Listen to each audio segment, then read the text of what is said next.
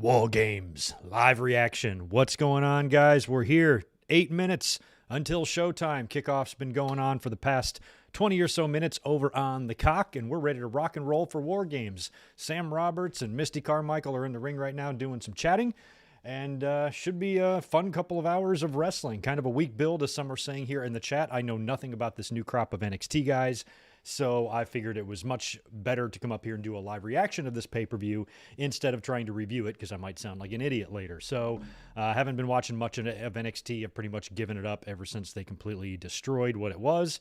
And, concentrating more, I guess, on AEW than NXT. But they do have some pretty colorful characters, no pun intended, on the new brand. Some interesting matches here tonight. I think some of them are even going to be good. I think the men's and women's War Games match have potential to be great, although they're going to have to follow some pretty awesome War Games NXT matches of the past few years, which is just going to be impossible to do, in my mind, in this setting with this current crop and field that they have. So we'll see how they do here in just a little bit, and how good this first paint splattered takeover is. And when you look at it, it's a little bit bittersweet too, because, or maybe just bitter, because you look at the show and the setting here at the PC, and you think about takeovers back in the day used to sell out Barclays. Now there's 75 people in the audience. Yikes. So anyway, we will see. But hopefully you guys are ready for some fun wrestling. Good to see everybody here in the chat. Let me make sure I can be heard. All right, we're looking good. Looking good all the way around. What's up, Charlie and Tatanati and Divine Ricks, Victor, Jet the Hawk, and Barry, Monkey Wrench Party, and David. Right on. Barry, thank you for that buck. By the way, Barry's got a YouTube channel right there. Go over and subscribe to him, and catch him over on Twitter too, and shoot our guy a follow over there. That would be great. Should have a nice little gathering of usual suspects in here today for War Games, and hopefully it'll be fun. Got my beer open. I'm off tonight. Nothing to do except watch this show, and looking forward to it. Could be the final night in the company of Johnny Gargano. Tommaso Ciampa put something on social media today alluding to this might be it for Mr. Wrestling. I kind of, as we mentioned yesterday in the podcast, I feel like it kind of is. If he was going to sign an extension with WWE, a long-term extension, I should say, seems like he would have already done that if he was going to. So the fact that he's had to sign something short-term, much like Adam Cole did, in order to get through the end of War Games and all that, makes me think that this could be it. And if that is the case, I predicted his team to win here today. Does WWE usually have guys win on their way out the door to jump ship? When the fuck does that ever happen? And if it does, it happens by accident. So Johnny could be the one to take the pin here. That's very possible. So we will see. What's up, Red Raven Rucker? All right. We got 5 minutes left. Sam Roberts is promoting something. It's going to be weird to see those holding cages, which I hated that addition to War Games. I really don't like that those holding pens are out there, but I got used to them. But they look really ridiculous here in this small setting. I always thought it was dumb enough to have them because they would sit on the stage, but they weren't bolted down, and they're certainly not too heavy for a strong wrestler to lift up. So basically, every time those wrestlers were in the cages during War Games, I'm like, why doesn't one of them just pick it up and crawl underneath? It'd be super easy. But there's no way they bolted those things down in between. So Toxic Attraction, they've got all the belts, right?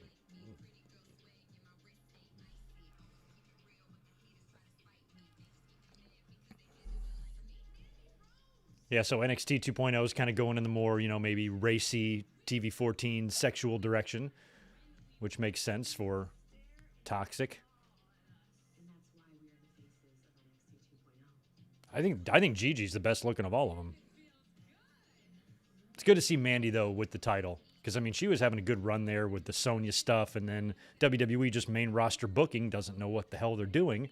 And you took someone that was actually getting surprisingly over, as Mandy was. I didn't think she really had it in her, but she did great in that. So I'm glad that they've put her in NXT and gave her the title. She's had enough main roster experience to be down there and hold that spot. And Dakota's teaming up with them. So Dakota's rocking the super pink hair now, huh?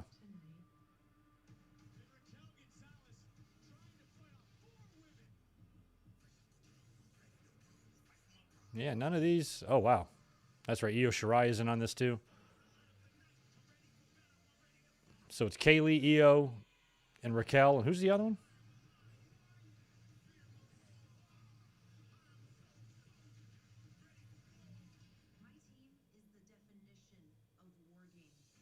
Oh, Cora Jade. That's right.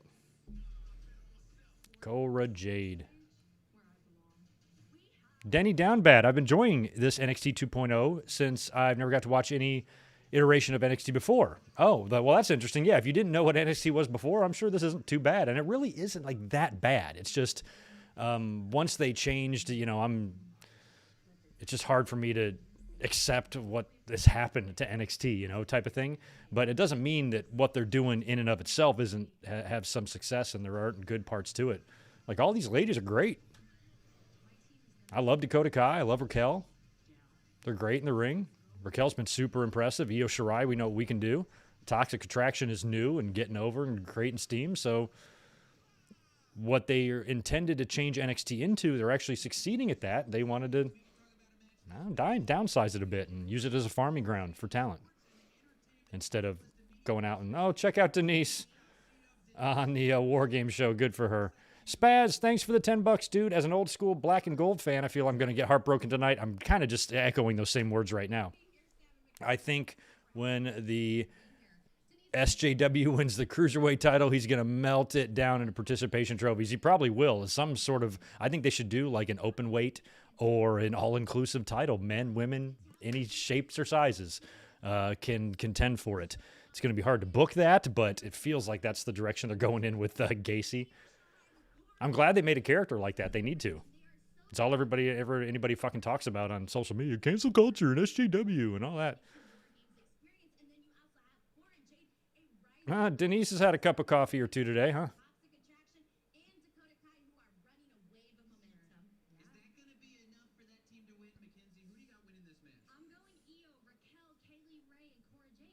Yeah, the Sonya House invasion stopped the angle, but it shouldn't have stopped anything they were doing with Mandy. They should have used that. And plus, they did wrap it up, remember? Didn't they do this? Did they do the SummerSlam match and just made it loser leaves town and they didn't do the hair versus hair thing? She still won that and still beat Sonya, right? And they still could have continued on with Mandy. They didn't have to just stop using Mandy just because that storyline took a turn. This is the lack of being able to think creatively that this company has that. Yeah, the home invasion shit did gum up the works a little bit there, but that doesn't mean you just keep Mandy off TV and don't do shit with her. All right, we're starting off with the women, I think. How are they even? Look at this cage. It's bigger than the arena. All right, so the women are kicking things off. Toxic Banana, am I ready for Cobra Kai Season 4 on the 31st? Kind of. I'm really bummed out in the date. Not a good day for me. I got a lot going on New Year's Eve, and then we have a Day 1 pay-per-view the next day, and my girlfriend's going to be working, and we'd like to watch that together, so I'm actually probably going to have to wait like 2 days before I get a chance to watch it, and that's going to drive me insane, so I'm going to have to kind of stay away a little bit from social media to not get spoiled.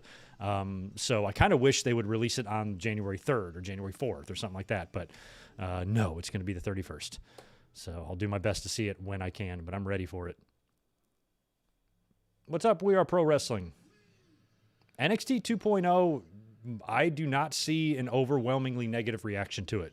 I think everybody has the same, mostly the same opinion, is that we really miss and can't believe what they did to the black and gold version, but this new version is, it's had its moments. And AEW is really the cause of them doing this. They overreacted and put their show head to head and, moved it to USA in 2 hours and all that. And once they realized that a lot of that indie talent wasn't going to be so easy to get anymore, they decided to not even attempt to lose the war, just fold their tent, completely change their philosophy so, they can do something different than AEW so they don't have to compete for the same shit. I really think that's it. The super indie fed that NXT turned out to be, it's kind of AEW now. So.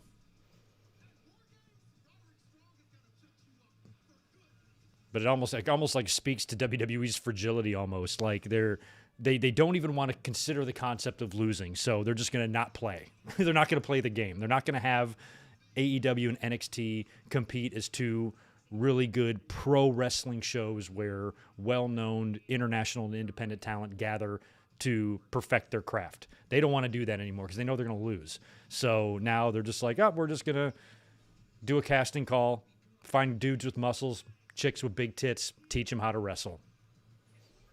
To me, that doesn't sound like it's going to work, but you can find stars that way. Stars have been made that way, but the percentage is kind of small.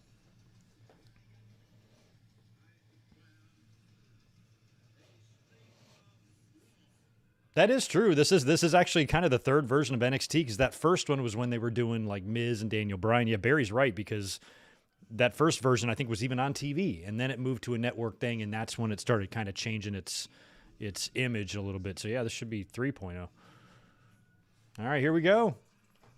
We went through the whole video package and hype shit, and it looks like the girls are going to be kicking things off. So they got the cages up in the audience there? What are they going to do, zip line down to the cage? That would be awesome, actually. Or hell, they should build platforms from the top of the holding cages to the cage. Hey, Beth. Beth and Johnny Wrestling might be it for both of them.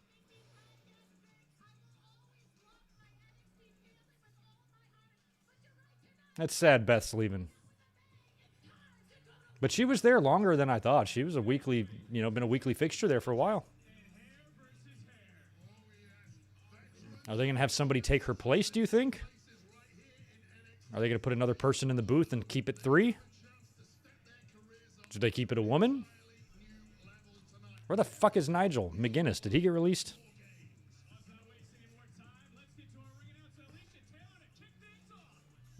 It really does resemble the old WCW tapings. It's just minus the rotating ring.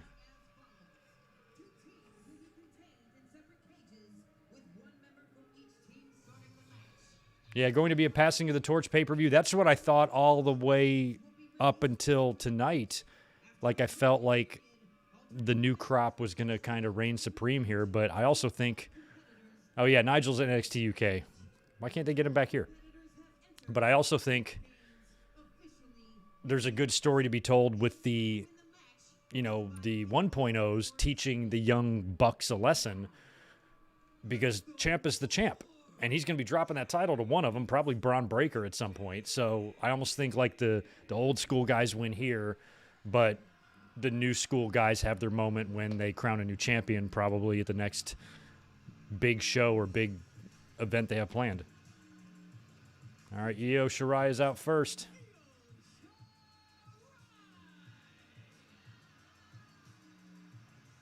Might want to think about getting her to the main roster one of these days. I'd probably be getting her out of the... She's one of the top ones in this match that I'd be moving up ASAP. When you look at that shitty division.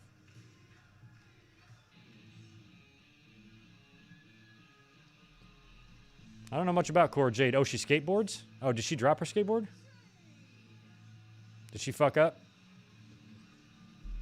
Is she like a girl Darby Allin?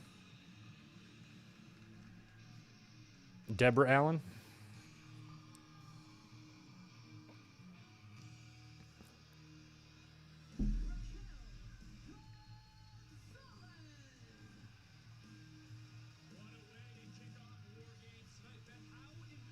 It was last year Raquel was pretty impressive.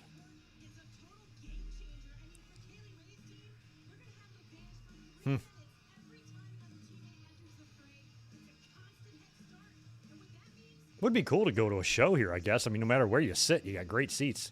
There's like 45 people there. You got more people in this chat.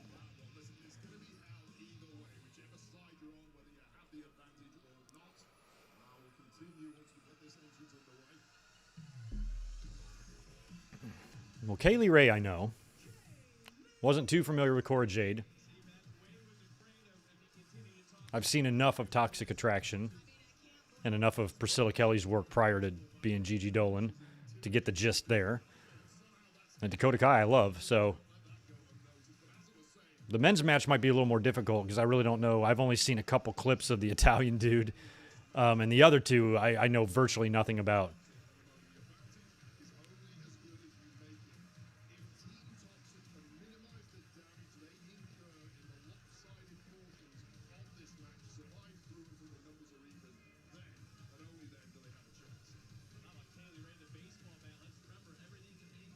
They'll put the skateboard girl with Riddle. They might. I mean, she's going to have to be one of those ones that gets called up awfully quick. You do see that sometimes. I picked the heels in this. I picked Toxic Attraction and Dakota, although I don't know why. Raquel is in this match, and so is Io Shirai. How the hell are they going to win this? I might have my two predictions reversed. I thought one new team was going to win and one old school team was going to win. But it might be Raquel and company winning here and then Braun Breaker and fellas winning in the main event. So I might be wrong. But I didn't know what I was doing in the predictions anyway.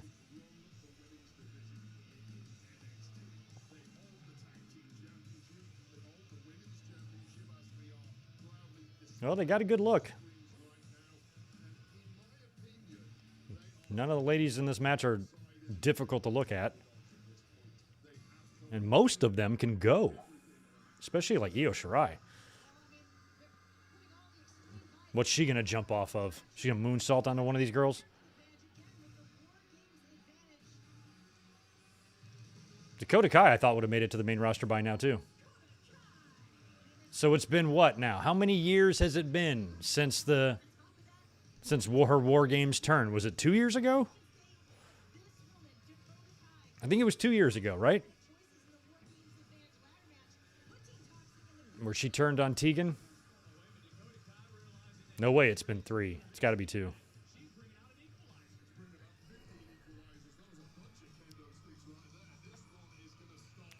You want me to join the NXT commentary team, man? I ain't trying to move to Florida. Fuck. Fucking Hurricane Stupid blew through that state and stayed there. So I'd rather not. But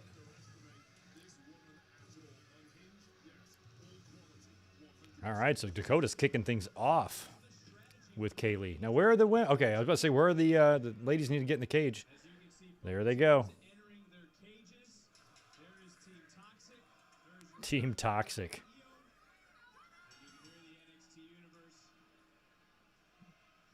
Nothing will top the trash can on her head. That was last year, right? That was great shit. That was my thumbnail for last year's review. It's just Io with the trash can on her head.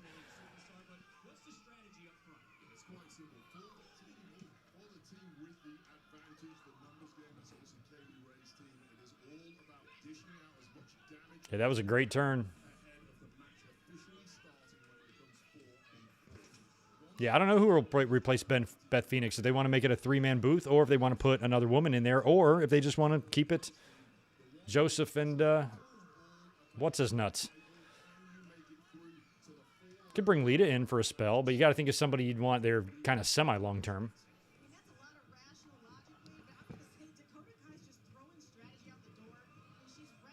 But Beth is really good. It'd be tough to find another like former female wrestler that's been as good at this as she is. And she's funny.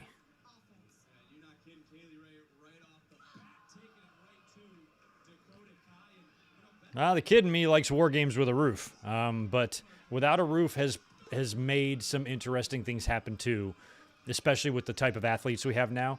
So maybe back in the day the roof was better because, you know, you weren't having guys doing Panama sunrises from the ceiling and shit back then. Where now with today's, you know, Ricochets and, you know, and Adam Coles and Garganos and guys like that, let them climb all over that thing is way more fun.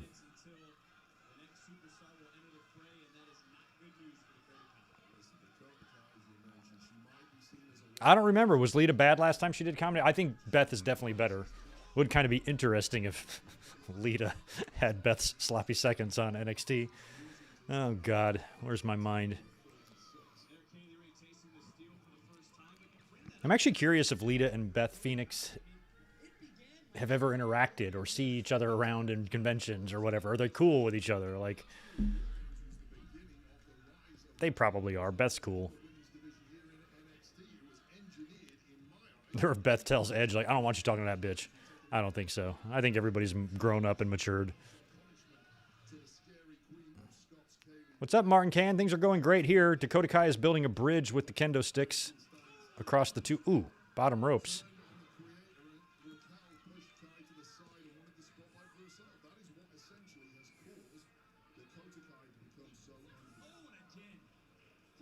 I'm actually not a fan of kendo sticks. I just hate that wrestling, or WWE anyway, stores them under the ring as if they're chairs, which chairs shouldn't even be under there, or tables or anything. But, like, why would just kendo sticks randomly be, you know?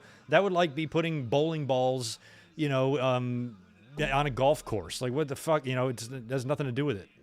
Like, why would they always be there? Why would they always happen to be there? When do you ever use a kendo stick in wrestling other than matches like this? Or just to have a prop that makes a lot of noise when you whack somebody over the back with it.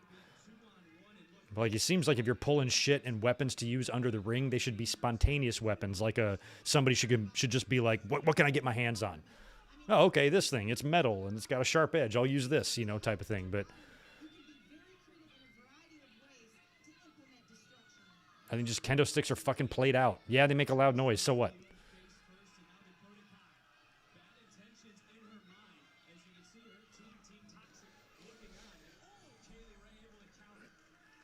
ECW started the shit with the Singapore cane match when that kid was in the news for getting caned in Singapore for stealing or whatever, and everybody was freaking out. That's where all that shit started, man.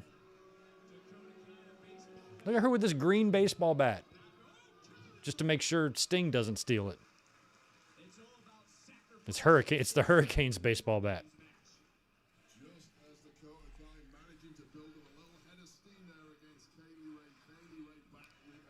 I mean, you got one thing that makes me question my prediction here is you got a lot of former champions on this babyface side with Kaylee and Io and Raquel. I mean, that's some main event talent, all three of them. Where arguably on the other side you only have one in Dakota, and Mandy is just kind of getting there. Yikes! There's a front suplex on the kendos. We're down to 10 seconds until someone comes in. What's going on, Mike Witt? Good to see you. Transferring Heat is here as well, along with Real YouTube. Good to see you. And Sunny Man. Show's good so far. We're 10 minutes into the first match, so not much going on yet.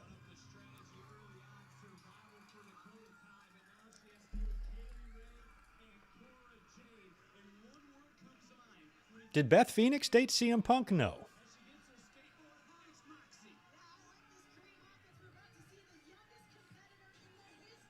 I know Lita did.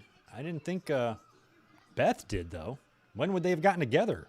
Beth and Edge have been together for 10 plus years now. Maybe it was a long time ago, possibly. Or maybe I knew it and forgot.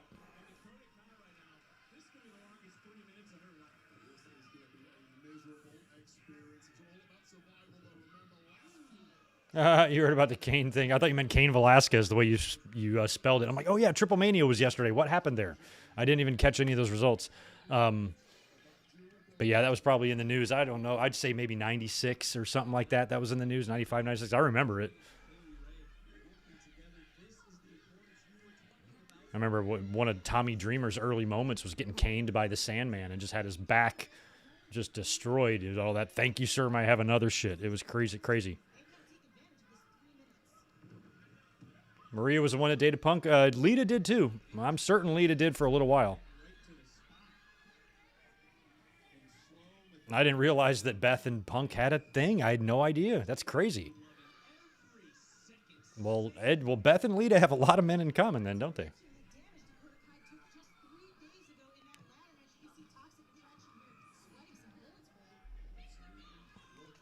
And Punk was really upset. No kidding, huh? It's an odd, maybe I knew that. I never heard, I just forgot.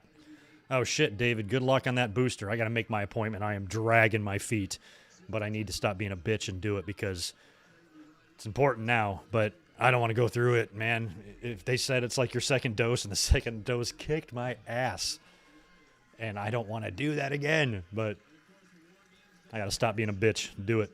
Suck it up.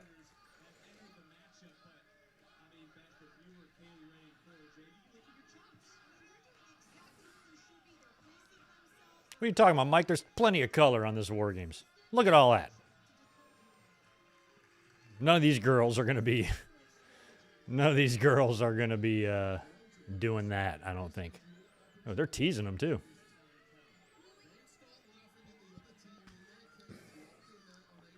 Although Toxic Attraction with their look, being like in the black and the leather and the more hardcore looking, they would probably look pretty badass with some blood on them.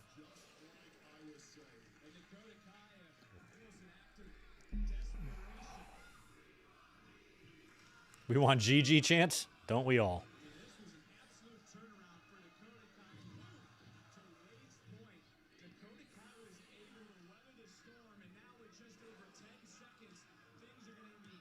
Yeah, we're going to get some even.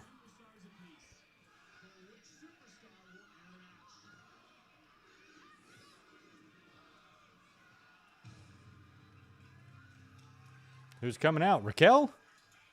Oh, no, Gigi. Okay.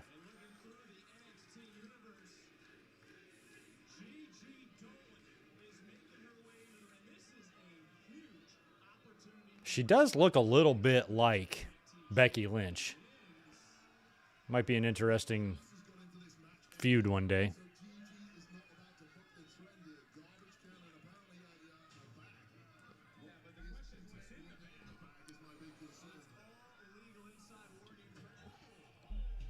Glad they don't use the Ready to Rumble War Games cage. They should. I just saw Ready to Rumble is on YouTube for free.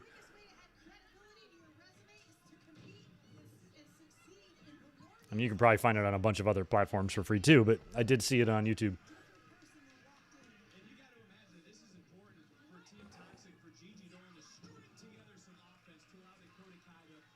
Yeah, I know, but I always thought, even before Gigi got there, and she would kind of have red hair on the indies and stuff, I'm like, she looks a lot like Becky. They could pass as sisters. They'd be a great tag team.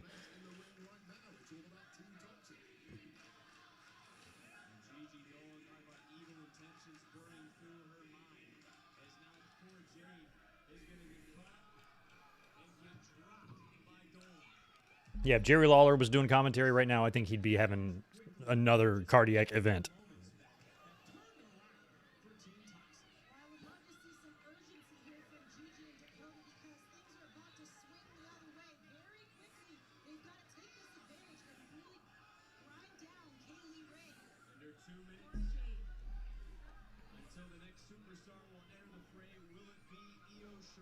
I don't think Ready to Rumble was a good wrestling movie, but I don't think we've had very good wrestling movies in general, so I don't know what would be the best one if Ready to Rumble is the worst.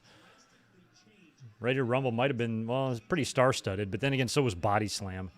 Body Slam had everybody in it, but it wasn't a very good movie. I guess The Wrestler, the Mickey Rourke one, would be considered the best. Oh.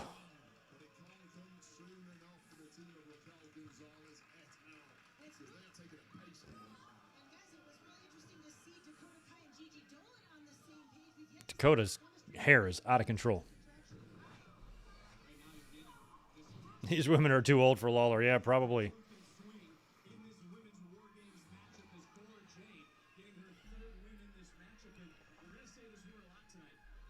Oh, yeah, that's right. Fighting with My Family. Barry is right. That was good. I saw that in the theater. Me and Elizabeth went and saw it. I really liked it. That was good, too. No Holds Barred, I saw in the theater as well. I saw that like the weekend it opened.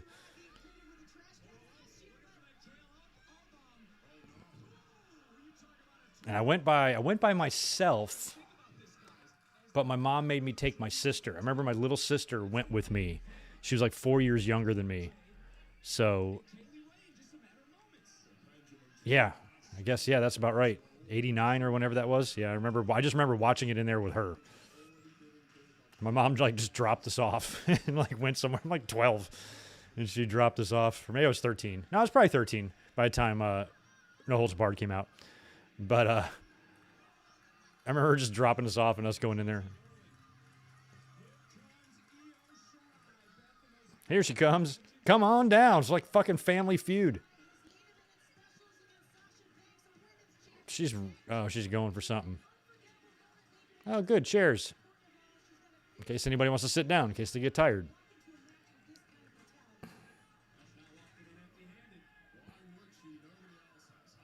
Yeah, Rock's got probably a producer credit, and he was involved with fighting with my family, cameo, and that sort of thing. And they filmed the deal on for the movie on a Raw one night after the show. That was when Rock called CM Punk on his phone and shit.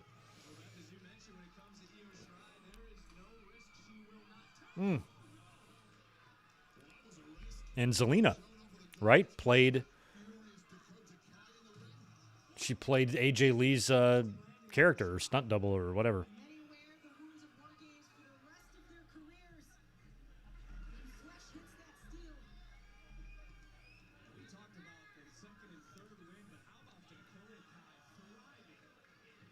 All right, the Toxic is holding her own against. I thought when EO came down, shit would start.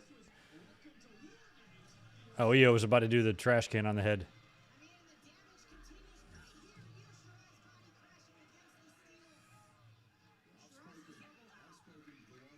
I think I might. I kind of hope I go 0 for 4 in my predictions. I think that would be funny. Or 0 for 5, whatever it is.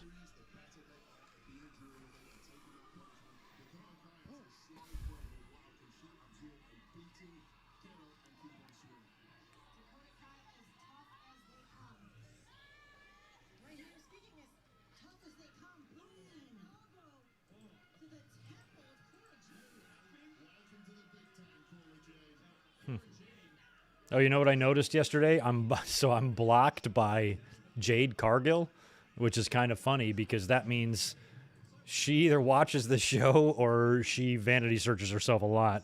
Because I've on Twitter, I've never said anything, although I did put up a poll once of who was the better wrestler between her and Nia Jax, and she won by a landslide. And it wasn't because I had any personal opinion. I genuinely wanted to know what the public thought of her ring ability compared to someone who really, really sucks like Nia Jax. She ran away with it in a landslide. So unless she saw that poll and found it insulting, and she might have blocked me, otherwise she'd have to listen to the podcast for me to kind of say, sometimes she's not very good. Otherwise I'm pretty fine. I don't talk any smack or nothing. So anyway, she blocked me, so I guess it's her loss. She doesn't get to be following a fly son of a bitch like me. Hi, Gigi. She's pretty dominant in this. She's been kicking the shit out of everybody. Might be kind of a coming out party for her. Like the breakout member of that's what the point of a faction is have, somebody break out. I feel like it's going to be her.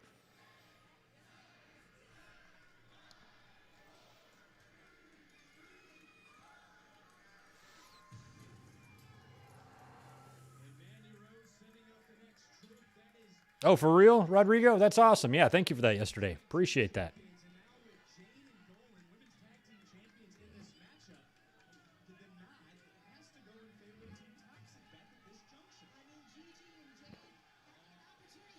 Yeah, I bet that taping to watch them film that was pretty crazy, and that fighting with my family. All right, they got a table. They're bringing the table in now. Raquel is going to be the anchor woman here. She's going to be hitting the ring last, it looks like. And then it will be on. But we still got Mandy, too.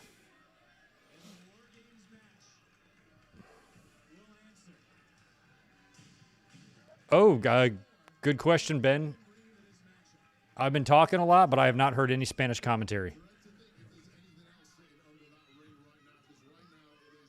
Maybe some of the feed is jumbled across the country.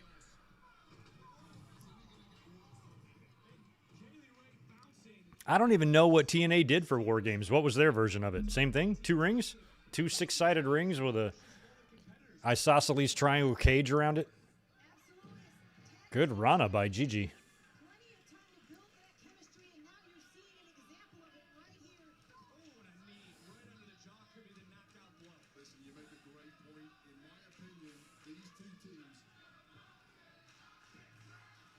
Who's in next? Is it Mandy or Raquel? Oh, that was a big bump on the chairs by Kaylee. I didn't even catch that a minute ago. Ouch.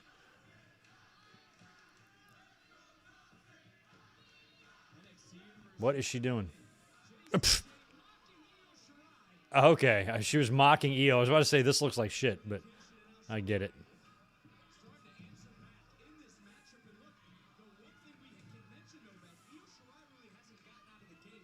I loved the flaming table spot on Dynamite. I like to know that I can tune into a show and pretty much see anything, and every now and then they'll bust out a flaming table. They don't do it every week. I don't know why anybody would say that table bump was not needed, but Mick Foley and Edge's was needed. What's the difference between them? Why is one okay and the other's not? Cody and Andrade. Ooh. Have had some issues.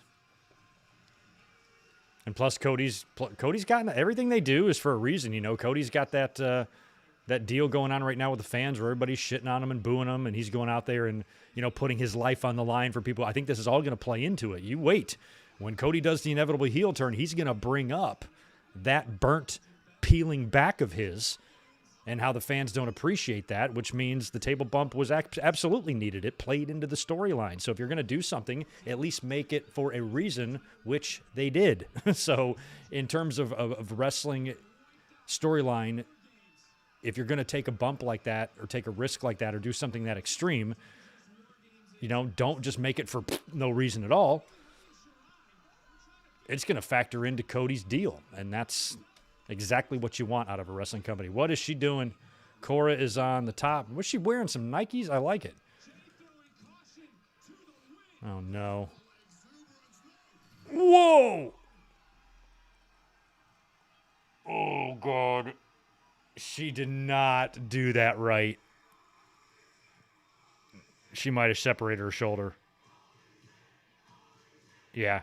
That might be a legit injury, guys. She went for a swanton, but basically just went head first. And I think she has ripped her shoulder right out of the socket. Yeah. Now, maybe she's all right. I mean, the refs aren't coming in. She might be all right. I think if she really would have popped her shoulder out, they'd probably do something. Let's watch this. Oh, she did land. Oh, here's a better shot of it. Oh, she might not have been that bad. I thought she came down right on her head.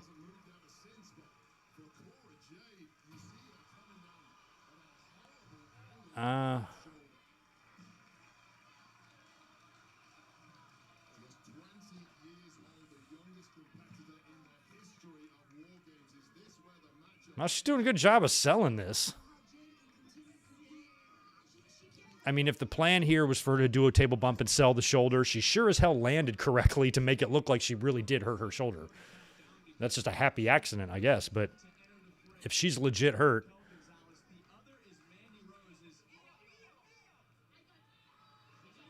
All right, Io's shutting the door. She's like, nope, she's not going out. All right, well, yeah, if she was fucked up. Look at Io dragging her in. I got her.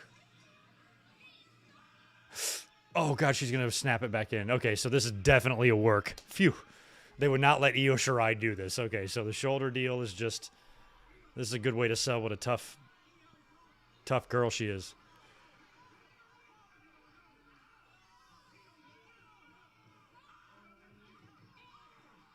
Okay.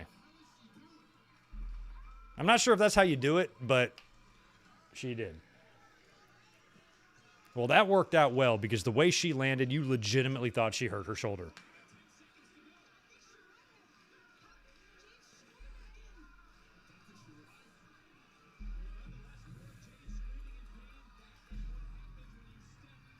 Yeah, it's war games, you know? It's war. You got to do what you got to do. Here comes Raquel.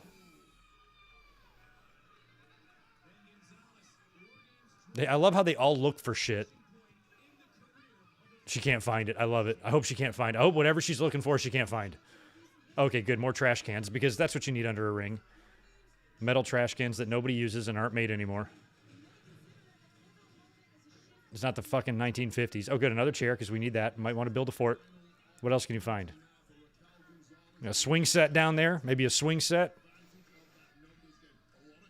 Maybe a bounce house. That would be cool.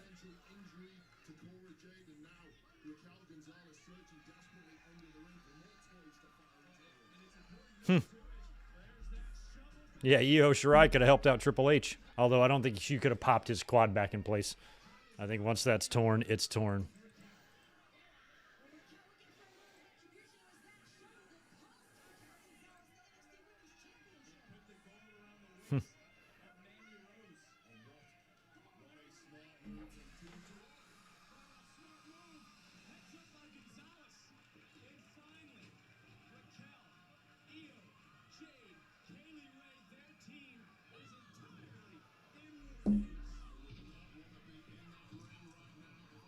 Raquel's killing there's more clutter than there is humans in there. Oh, she's putting Dakota in the trash can? Oh, that's so stupid. Oh, no. Oh, my God. Oh, please. Gigi. Oh. Now, Dakota took a pretty big bump there, but Gigi even took a bump getting hit by her. That's pretty funny.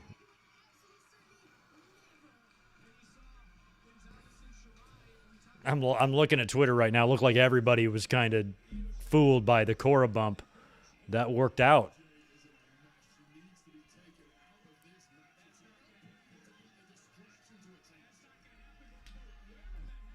Oh, she's going for it again.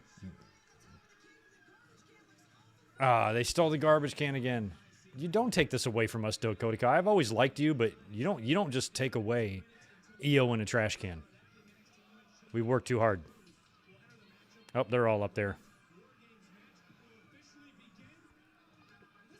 Oh, God. Oh, what, 5-person power bomb?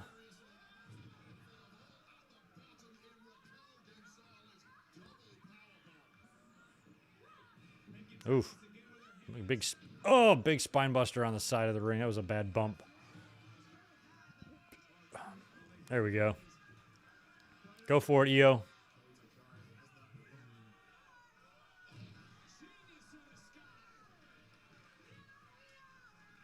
I like how Raquel and Io are friends now.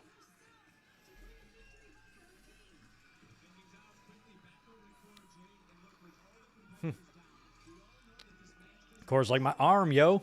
Fucking hurts, man.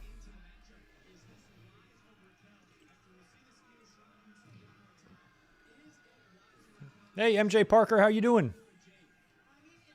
Mike, the cats are locked up. I couldn't take them today. My oldest was being a brat. He's very loud and he talks a lot.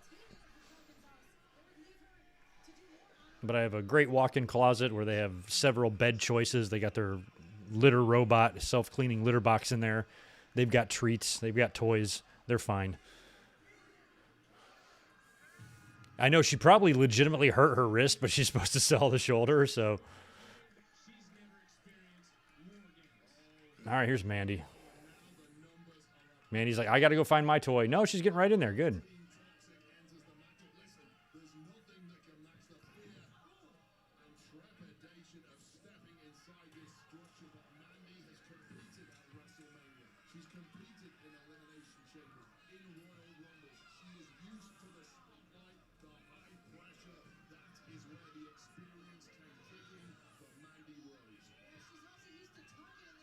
Yeah, it's like, Mandy, you got to remember, she can fight. She had that great brawl with Sonya, that backstage thing, and does it hurt? Oh, yeah, Mandy going after the shoulder. I like it. They're trying to protect Cora Jade. Yeah, now basically is when the match starts, so.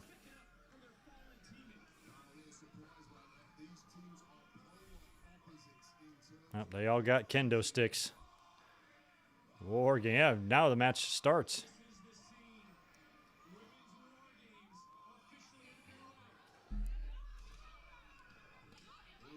A lot of rope smacking going on.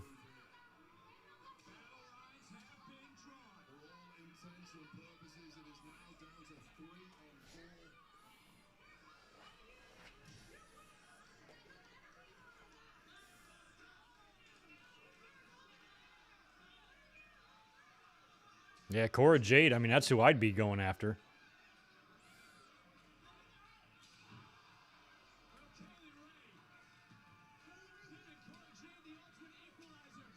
Okay, I was like, what is... I didn't know what she was doing over there. I started getting confused on who was on whose team here. Oh, that looks terrible. Don't try to do that, Dakota. I think Dakota tried a crossroads or something like that on the chairs. It didn't look great.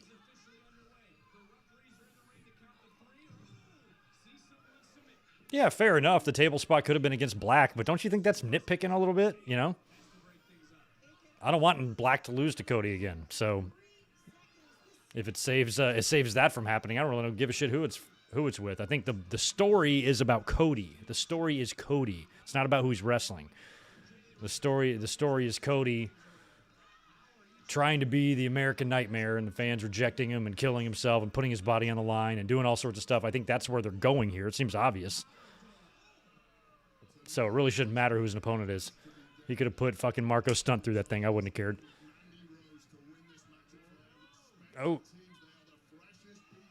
I like this. She's going to grab... Oh, another double powerbomb. Ooh, and Mandy goes after Raquel with the kendo. Jeez.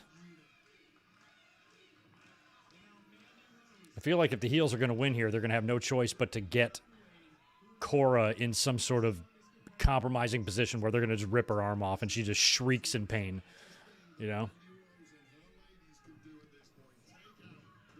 And she has no choice but to submit. I think that's the only way you're going to get Toxic to win this, because Shirai or Raquel ain't going down. Oh, that's right. You can pin in this thing too, can't you? I keep forgetting you can pin motherfuckers. There's Cora, one-handed.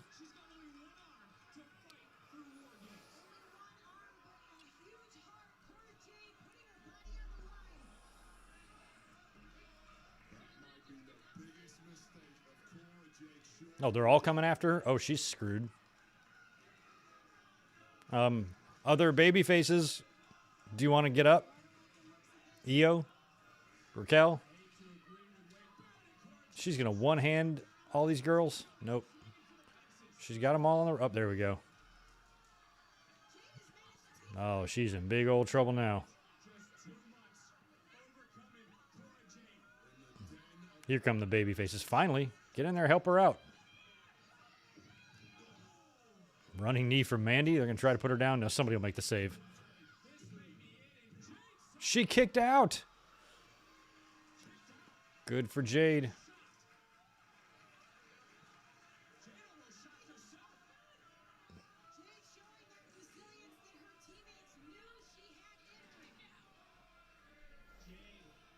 Yeah, it feels like all the advantages now with Toxic. Ooh, Io just kneed herself on the metal there. Jeez.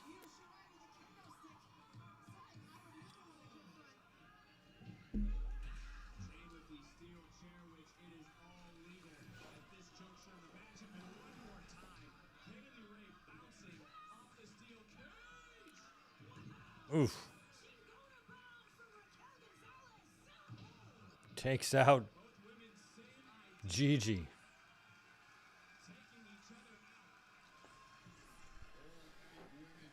All right, they're all down. Cora's looking around like, hey, I got a chance here to do something.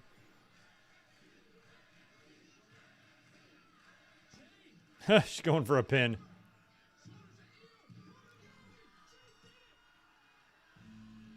Okay. I kind of like that. Cora Jade was just kind of looking around, realized that, was it JC is laying there, goes to pin her, and whoever it was held back, Io or whoever it was, held back Mandy. Yeah, Io prevented Mandy from making the save, and there's the pin. Okay. Touch of an underwhelming finish. And looks like my predictions are not going to be pretty.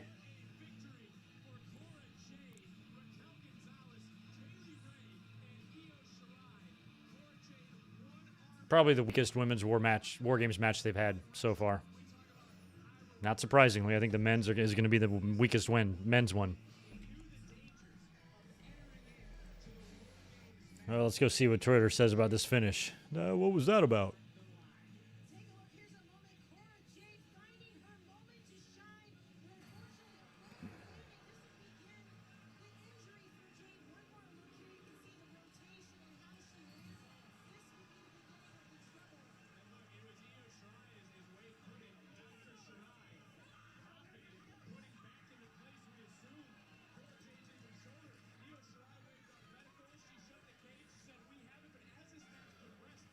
Yeah, here I thought it was going to be Cora kind of being the one to give Toxic Attraction a reason to actually win this match, and she turned out to get the pin. So that's a good moment-making match for her.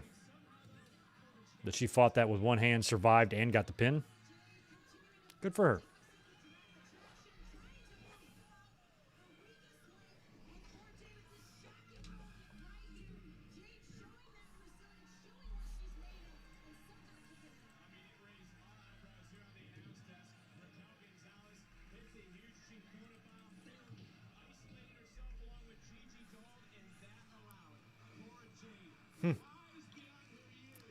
Wise beyond her years. Well, you would think if somebody's down here and try to pin him, that should be instinct, not wisdom.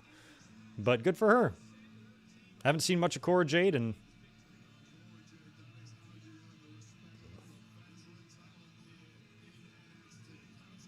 they gave a new kid a big win. How can you complain, right?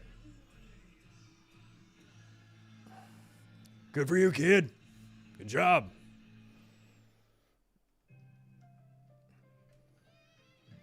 Jesus. Oh, who goes barefoot on hardwood floors? Come on now. Dirty little kids. But there is one box you didn't open. That small one right there. WrestleMania tickets. WWE, I am not going to WrestleMania. I'm going to Double or Nothing. Oh my God, I can't believe they're talking about how stupendous it is. Is that really going to be the word we're going to have to hear 10,000 times between now and April? Stupendous? It's stupendous, y'all.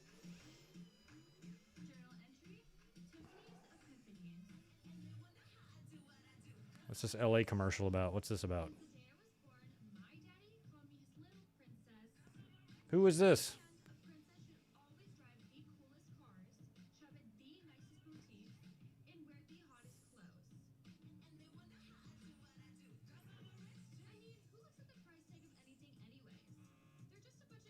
Oh, so they're trying to make some privileged Hollywood girl?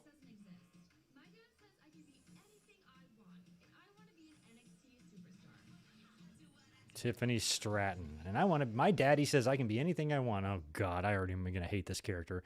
Isn't this well, maybe not the same thing. Isn't that kind of the direction they were going in with Frankie Monet, or no? Like, she had that little dog with her and shit. Oh, God. I grew up in Alabama. Of course, he's wearing a Freebird shirt.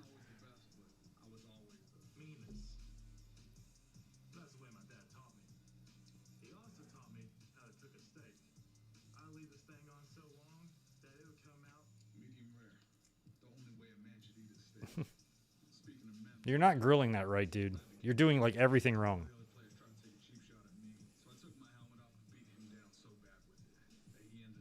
I'm not convinced with either of you guys. I'm not scared of either of you either. Oh, cornholing. Good.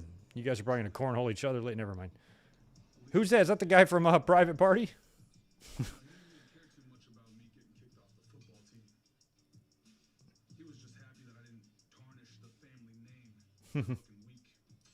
Ooh, he's good at horseshoes, too.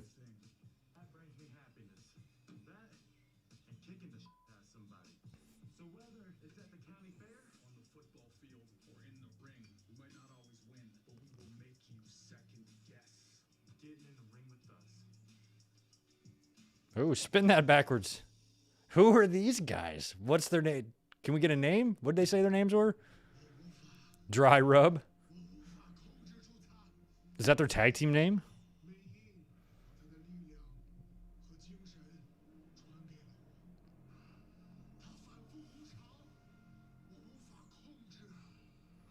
They are losing me. We're barbecuing in Alabama. I don't know what the fuck this is. Oh, it's Boa, yeah.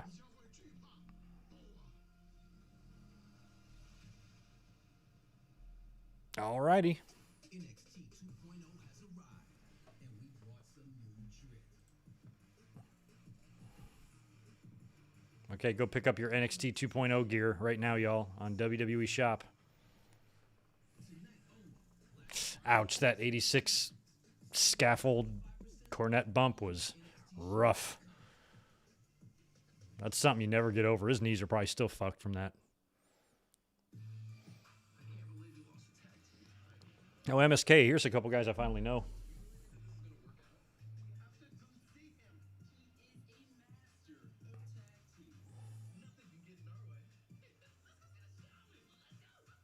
Where are they going?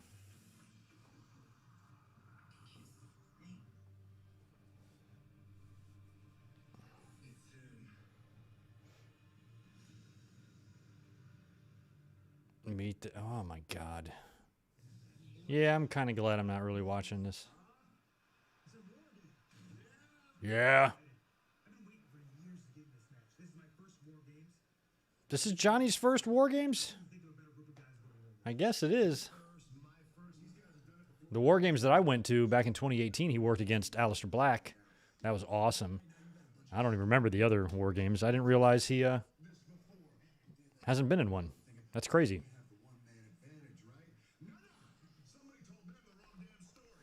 He blew his knees out. Not sure if he had any broken bones, but I know he blew his knee to shit. Guys, tonight is big for us. Big for you. Tonight, it's not just our moment. Tonight, it's your moment. Yeah. It's your moment. It's Johnny G's moment. I mean, they're making a big deal, I guess, about Gargano being in his first War Games, and it's about him, and he wants to do good. What if he loses and then just decides to leave? Look at the forehead on fucking Wagner. Now, this is Wayne Bloom's kid, right? He is big.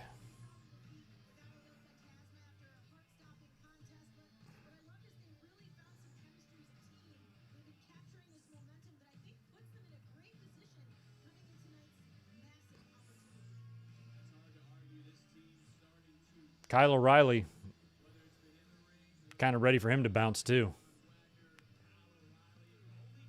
Would love to get Gargano, Riley, and Owens all over to AEW.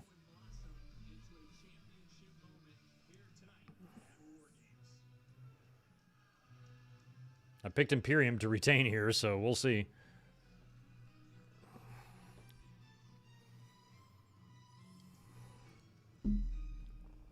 What's Wagner done? Has he had any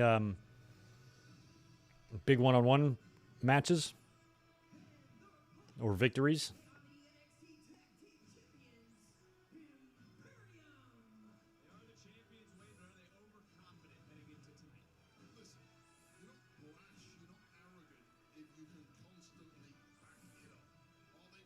Trying to think of what Wagner reminds me of.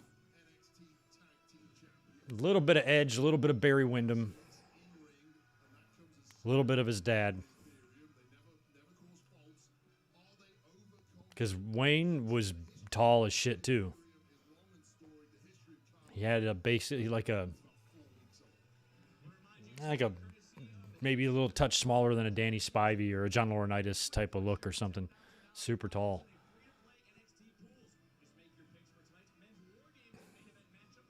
Oh, yeah, I'm ready for Kyle O'Reilly to get a smooch. To get a smooch from them buckaroos. That would be nice.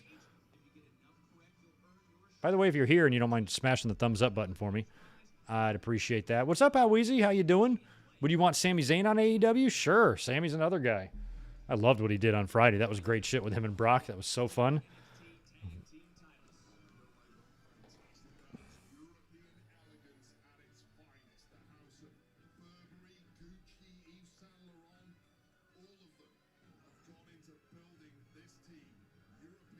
Yeah, I've got the VHS to 86 Starrcade. I think I got 87 as well. And another one. 80. I think I got 86, 87, and 88. I know the 88 one I have is kind of rare.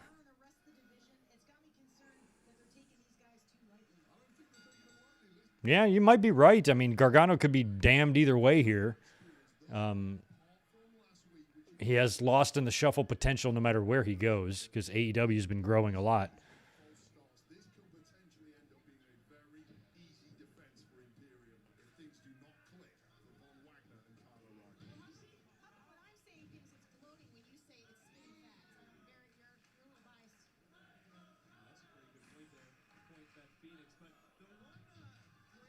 He had a glorious blonde mullet. Yeah, I'm thinking about growing me one out too. I'm gonna do the same thing. We'll document the progress here on the channel.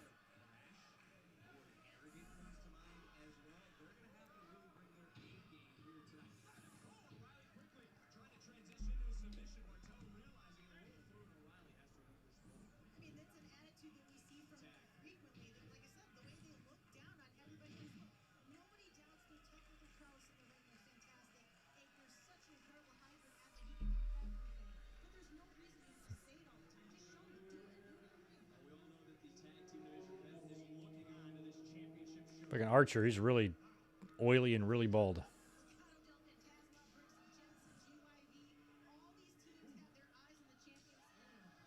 Yeah, Cage wasn't being used much before Punk and Bryan got there. Now it seems like he's really kind of taking a back seat a little bit.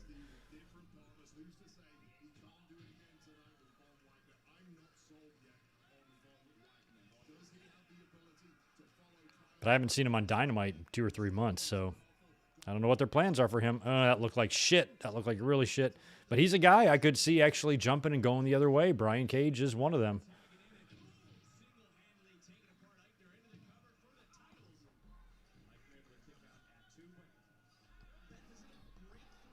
But it might only get worse for Brian Cage. I mean, when you got guys like Keith Lee and Bray Wyatt and, you know, even maybe Strowman, a lot of big names out there, and potentially Owens coming up here soon, Gargano, O'Reilly, lots more available talent, signable talent to beef up the roster even more.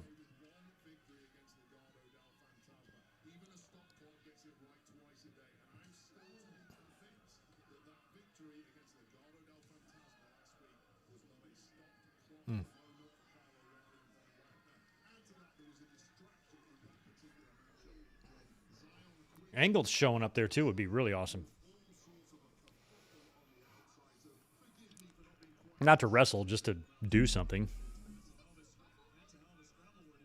I mean, Angle could turn up there and start a faction. They seem to like to do that with legends.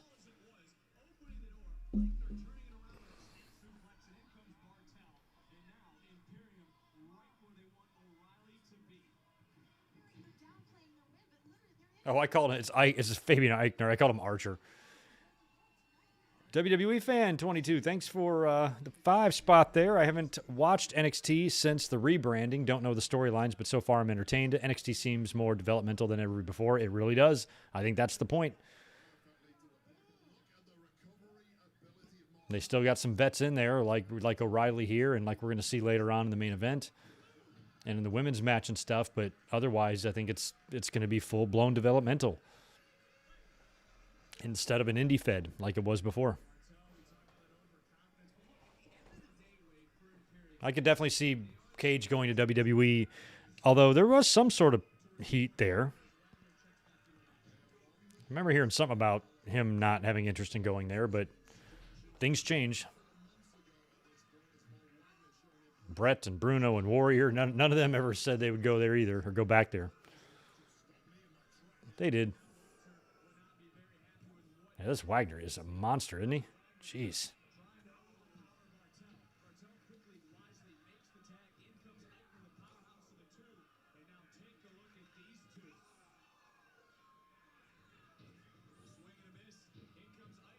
I just jumped right up on him.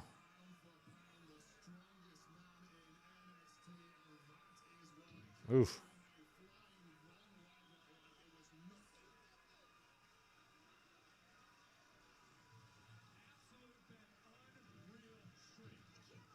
Yeah, I mean, Wagner's huge. He even squatted him on purpose and then lifted him up. Jesus. Yeah, I could do that. It's not that hard, really.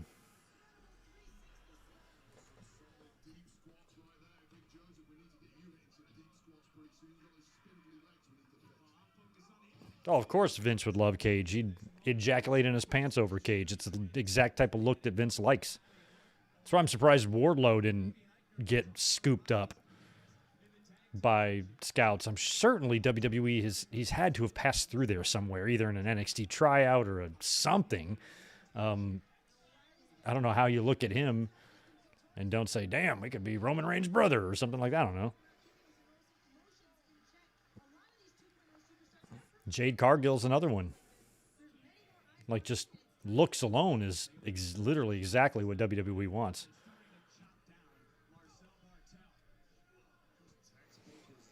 Yeah, Strowman looks to be in great shape. Are him and Raquel, they're not together, are they? I saw some videos of them working out. They probably just work out together.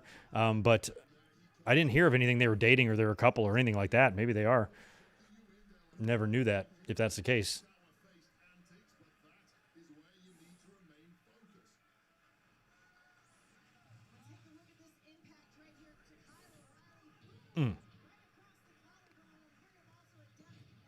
O'Reilly getting worked over now.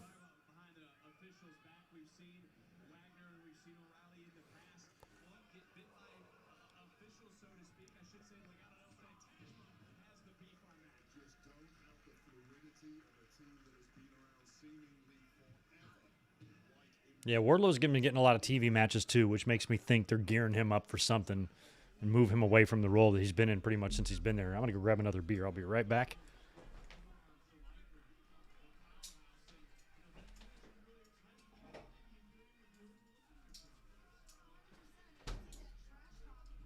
All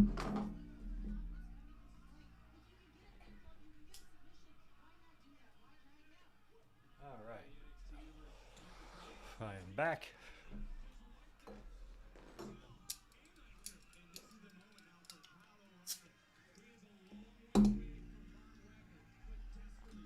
Come on, Kyle. You can get there. Hot tag that big boy. Eichner fends him off. Nope. Backdrop. He's there. Tag is made.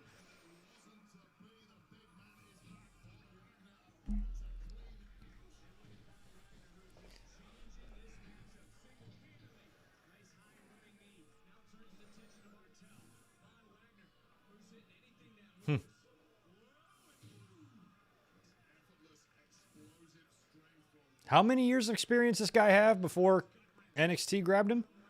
And I'm sure he's worked with his dad and has gotten some matches, but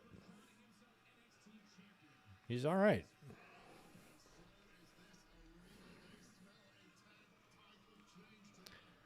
Drinking Pacifico tonight. I remember when I picked up some beer a few days ago, I just went into the closest store, and they didn't have quite the selection, but I like Pacifico, and I just needed something light to sip on, so that worked. Picked up a 12er. I'll go back to Stella's when these are gone.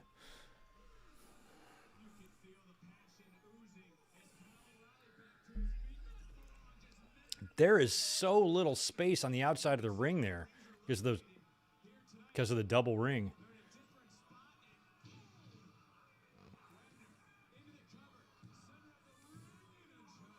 You know what? I wouldn't mind if they did this on main roster shows. I actually kind of like the clear barriers.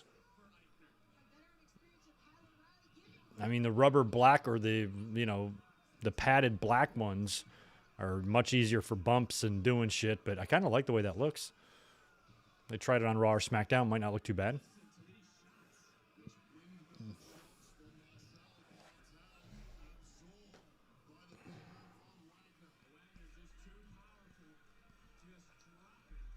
Oh, Mark Henry is responsible for finding them.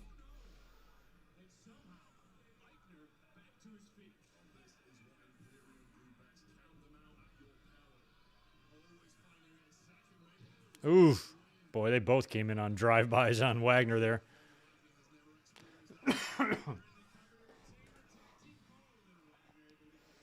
I feel like maybe Imperium, like if O'Reilly is going to leave, assuming he leaves or something, maybe Imperium wins here and that leads to a split with Wagner and O'Reilly. And then Wagner beats Kyle in a match, and that's kind of his ending in NXT. Put the new guy over.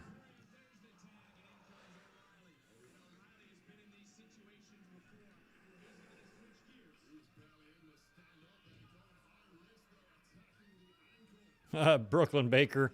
I'd probably say 12, 13 years.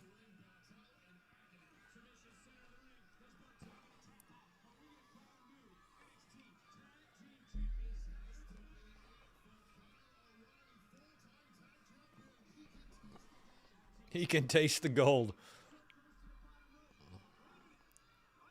Eichner, wow. That looked incredible. Springboard moonsault onto O'Reilly, who had a leg bar or some shit going on. On Marcel. Look at this. Hit it perfectly. That was like AJ Styles level smoothness there that he had on that move. Looked good. Now, they're probably not as strong, and you probably can't take as many bumps on those clear ones, which is probably why they wouldn't use them. Oh, O'Reilly's by himself.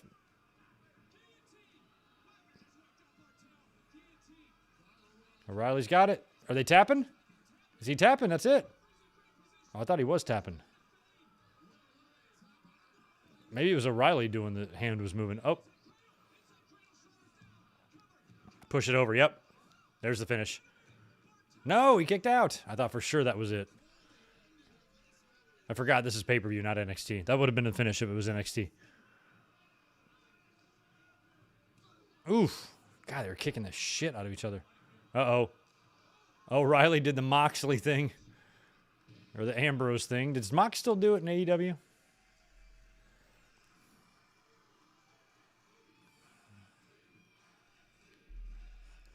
NXT.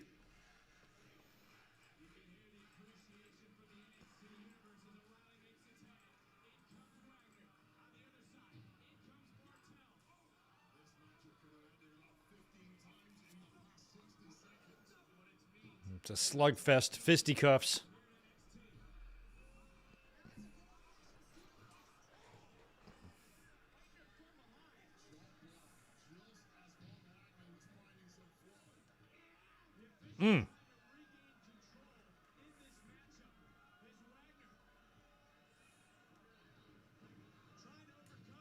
Wow.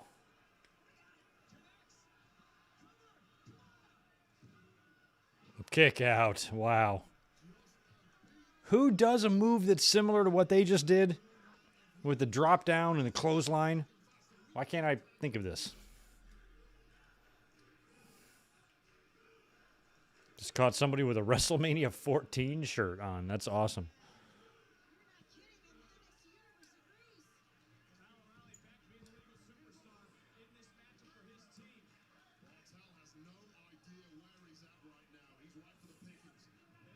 This is a great match. See, they suckered the young fella in there.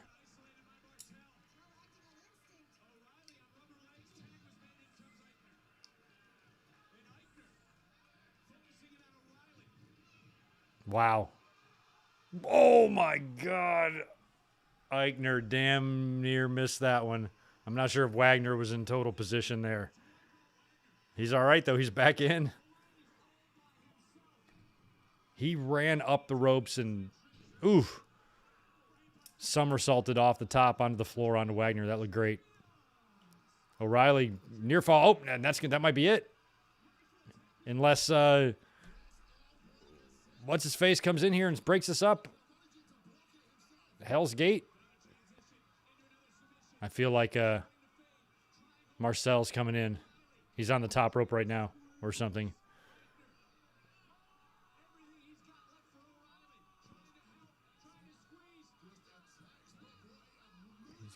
No. He's still fighting. Oh, my God. And there he is. There's the tag.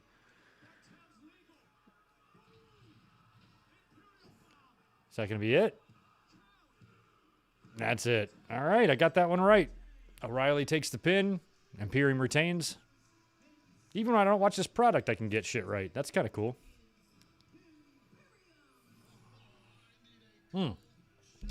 Thank you. The Eliminators had something similar. I think they did a kick. This was like shot in on the ropes, and then he ducked down and, maybe it's Clothesline from Hell I'm thinking of. Looked like a familiar sequence. Good match, though. That was solid. That was solid. I've always liked Imperium, but...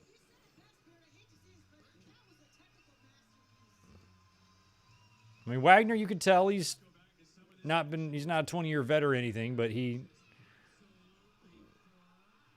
ooh, that was just a crazy bump on the outside. I hope Wagner's knees are all right. Fabian, see that? Did land right on him. I don't know if Wagner was saying I'm sorry. Like, you notice he immediately said something to him when he bumped. Now, right on. Successful defense for Imperium. Good shit there. Maybe we got that hair match coming up next. Either that or what's the other one? What am I missing?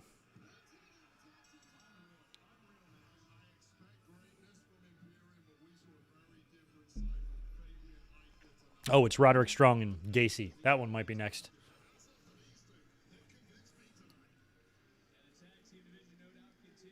That's cool. They're getting a little... Oh, is Wagner going to turn on him here?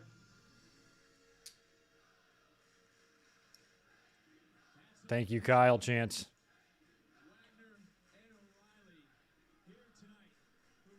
Yep. Ha, he knew it was coming. Look at that. I like that.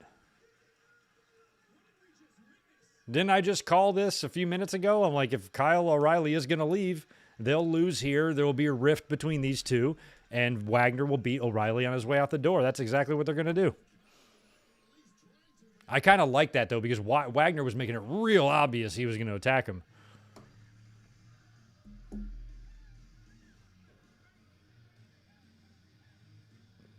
That's awesome. That was pretty good. Ooh, Wagner and Walter would be fun. Walter might be heading over to the red or blue brand to have his career completely fucking screwed. Best of luck, Walter. You're going to need it.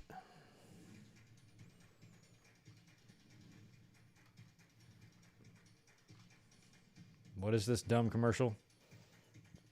This is buy our shit commercial.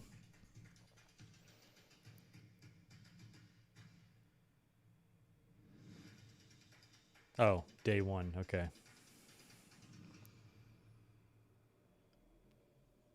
What is the big gimmick that it's a secret nobody's allowed to talk about day one? First rule of day one, nobody talks about day one. Oh, man, this guy.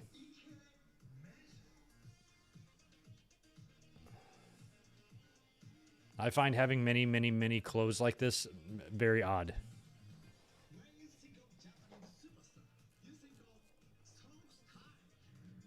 Strong style.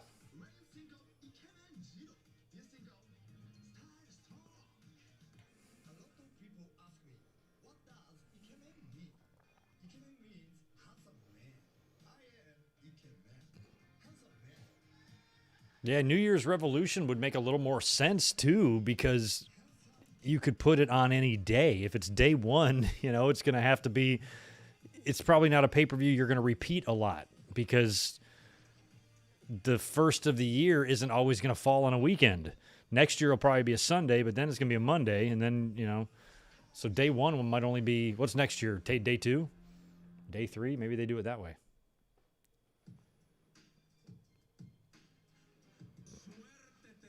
Kyle going out on top. I like it. I don't think he's going out on top. I don't think that was his last match in NXT. I think he's going to lose to Von Wagner before he leaves.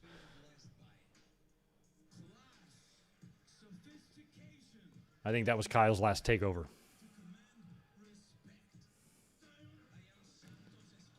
So Legado El Fantasma is still at it too, huh?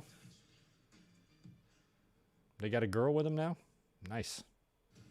What's her name? Imperium versus Toxic Attraction for all the titles.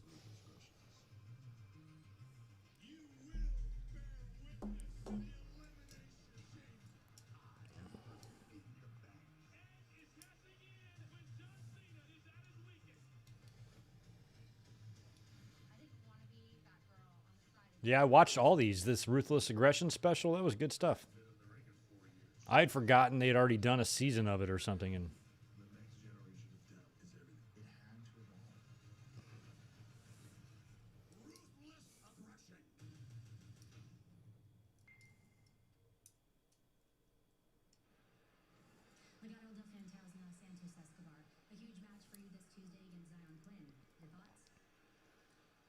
right, interview. Zion Quinn, Morpheus más de lo que puede masticar. He bit off more than he can chew. And this Tuesday, reality is going to hit him in the face. Vince is probably like, when did Andrade get back to NXT? Mackenzie, as you very well And when did Nia Jax join him? are la familia. Because Vince is old. Get it? Our affairs are resolved behind closed doors. And just so we're clear, I am a grown-ass woman. A grown-ass woman. What I do in my time is none of Mackenzie's business. Okay.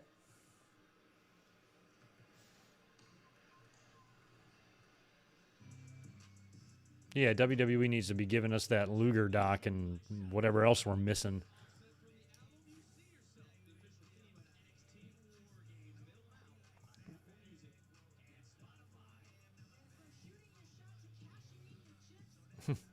All this music sounds the same. I almost found like this NXT song. I found nearly an identical song that I used in the countdown screen today. I just searched some shit and I'm like, that sounds about like it. Close enough. All right, so we're getting a hair versus hair thing next.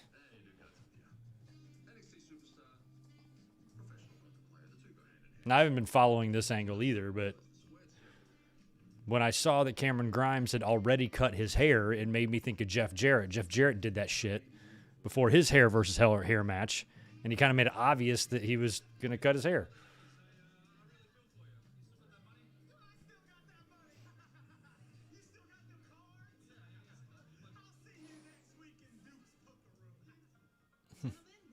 Oh, they did a poker thing in the ring?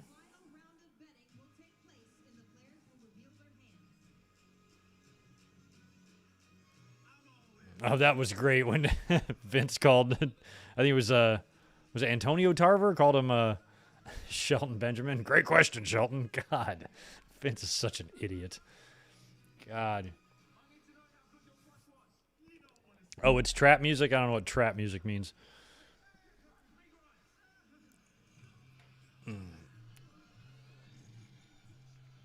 Yeah, lost a hair versus hair match. Lost it hard. Had to shave my head, and it was a... Oh, he already cut... Oh, I didn't know it was short because they already cut it. Well, yeah, okay. I got this one wrong, too. Cameron Grimes is going to win. I was thinking he just cut his hair. I kept this hair and this beard to remind me of my humble beginnings. I mean, Duke Hudson, if he gets his hair cut, look at it. It's short. It's just going to grow back in like 3 weeks. All right, I'm changing my prediction. I'm allowed to do that. Cameron Grimes wins this match. You want the rest, Duke? Duke Hudson, Cameron Grimes, NXT War Games Hair versus hair. versus Make sure it's a short match because it's really hard to cut sweaty hair. You know, apparently, when you humiliated me, and I humiliated you back by giving you a haircut, internet says all I did was make you more handsome. Yeah, that's cool. It's a new form of hip-hop. I didn't know it had a name. Trap music. Okay. I'm gonna take the hair, I'm gonna take the beard, and Grimes on Sunday. I don't even think it's really... I think all of it, all music everywhere sounds the same. God. But every old person says that about the current generation's music. But I don't listen to anything modern. But anytime something modern does come on, it sounds the same shit. Every fucking song just sounds the same. It's the same sort of style to it now, and I just can't. And some of the young kids I work with, they can like bust out the lyrics to these songs. If something starts playing in our bar, I'm like, I've never even heard this before, and you know all the words. I'm so old. All right, here comes Mr. Poker Man or whatever.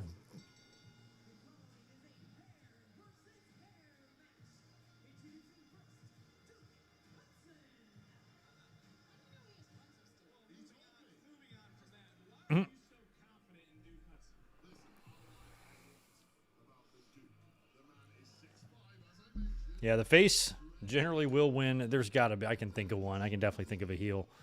But yeah, face. It's a babyface match. I mean, it's fun for the fans to watch a heel squirm.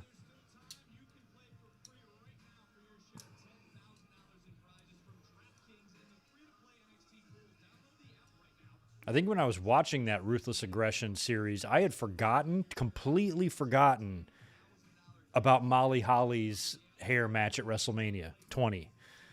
I was like, oh my God, I totally forgot that even happened. That's crazy. Yeah, let's get some 90s hip-hop going. I'm with you, man.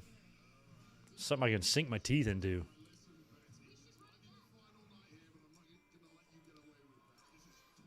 Now, the best hair versus hair match, I don't know. I was at a pretty famous one at WrestleMania 3 with Piper and Adonis.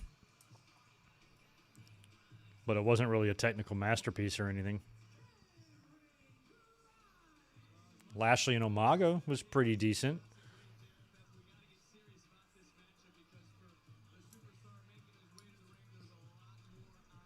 Yeah, I think the shorter hair suits him, so I think he's going to keep it. Yeah, he's winning all the way. Why the hell did I pick Duke Hudson yesterday? What's my problem? It's because I didn't see the build. If I would have known that Duke is the reason Grimes cut his hair, I just saw the photo of him on NXT, and I saw him with short hair. And I'm like, oh, man, he's doing what Jeff Jarrett did. Jeff Jarrett just cut his shit like that before losing, but... Alex not in that match. I mean, Trump was the babyface.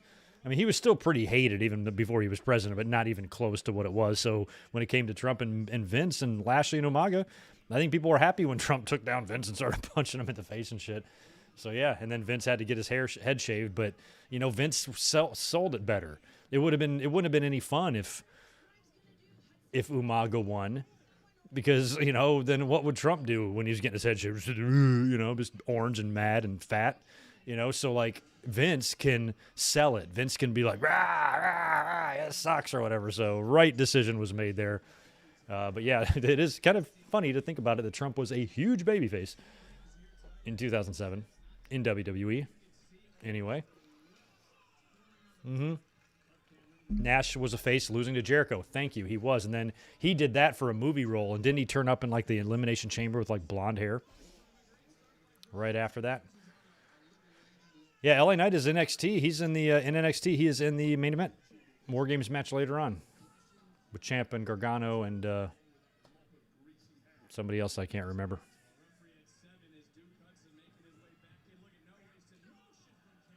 Of course, no wasted motion. Nobody ever wastes motion in this world.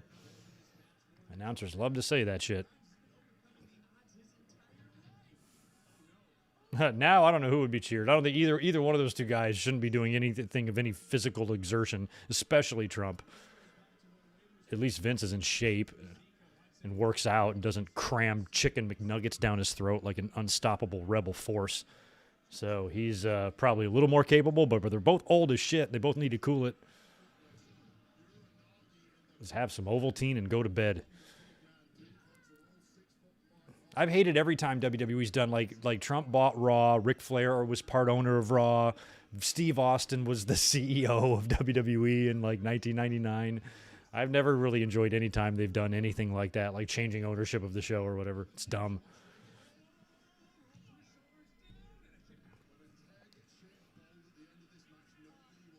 Oh, that's right, Edge and Angle hair match, but Edge was babyface in that. Sable didn't get her hair cut by Jackie. She got her hair extension cut by Jackie. So I think it's okay. It was unbelievable. You should have seen it. Oh, yeah, Peter Dune. Thank you. I forgot about the bruiserweight there.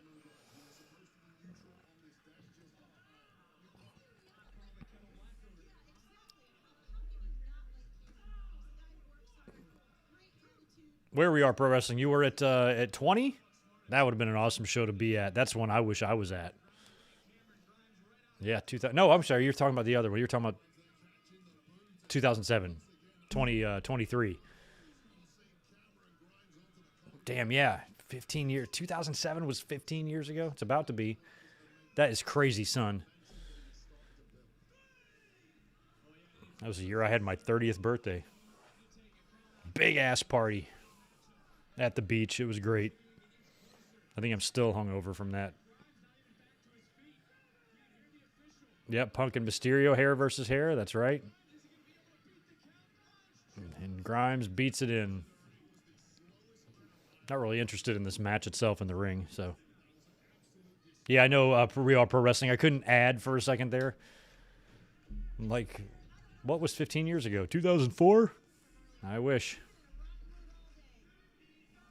Yeah, me too, Toxic Banana. That's going to be fun. Royal Rumble watch-alongs next month. We're going to do a bunch. We're going to do at least 3, 4, hopefully.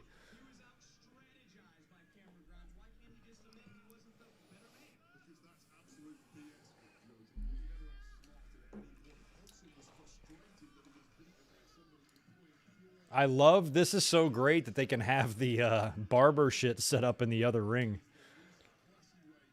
At least it's ready.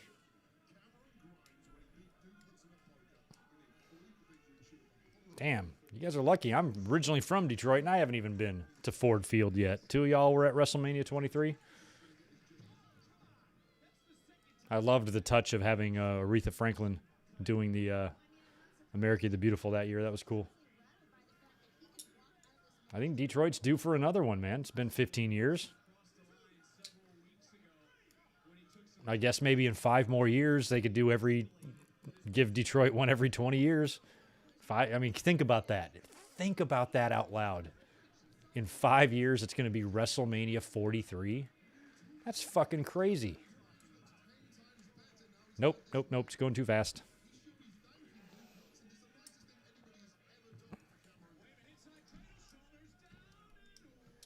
Yeah, the Benoit tragedy was awful. I will never forget that.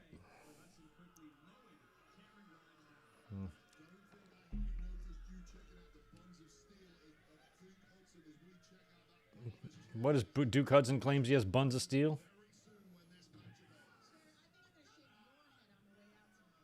I'm going to shave you bald.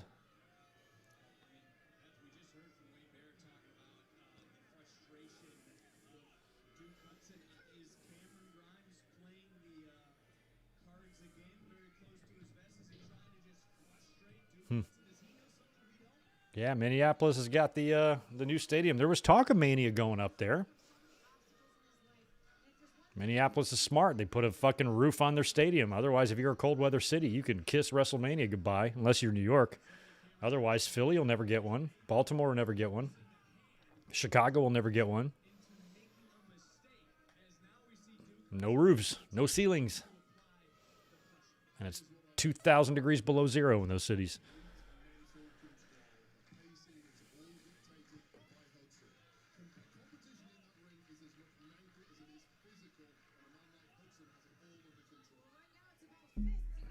Royal Rumble 94. That wasn't one of my favorite ones. I didn't really enjoy it very much. Brett being the co-winner and stuff with Luger. And much like 95, the talent field was weak, 95 was worse for sure. But 94, they started losing me, man. Bobby Heenan was gone, and things just felt different right at the time 94 got there. But 93, 92, 91, all those early ones were great. But we'll probably watch some later year ones. Maybe we'll bust out a 2004. We watched 2005, I think, last year in 2002. But maybe we'll do like a 05 or 04, excuse me, or 07. I don't know. We'll figure out some years. We'll do one old one for sure. I think I might like to do 97. 97 might be fun at the Alamo Dome. That might be good, a good one to do from the 90s. But I don't want to do 98. That one wasn't good. I didn't really like 99 either. But, and that would be the Rock Mankind match. That might be okay to watch. So maybe we'll do 99. And I've definitely done 2000 as well. And I did 92 a couple of years ago, but we can redo 92 in a live stream. It'll be much more fun. Probably should watch Rumble 92 anyway, just for fun, even though I've kind of watched it before once.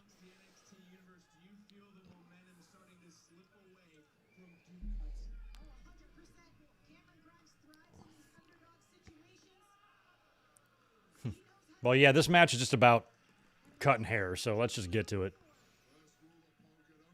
And we've got a great in-ring battle in the previous match, and this match isn't going to be bad or anything. It's just we're kind of waiting for that head to get shaved. Oh, you cheating fucker. Almost. I was like, he's not going to beat him with a sunset flip, is he?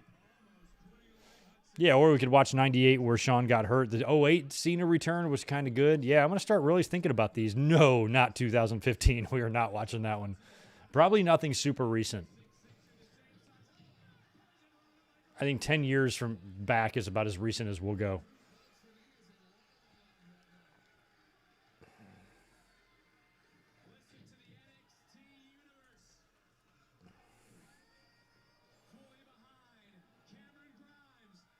Wow, what a crossbody from Grimes. He made it 3/4 of the way.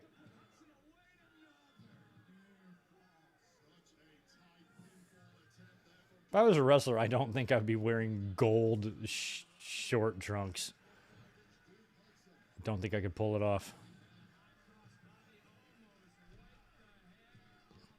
2000 Royal Rumble, possibly. I've said that Triple H and Cactus match is my favorite Triple H match ever.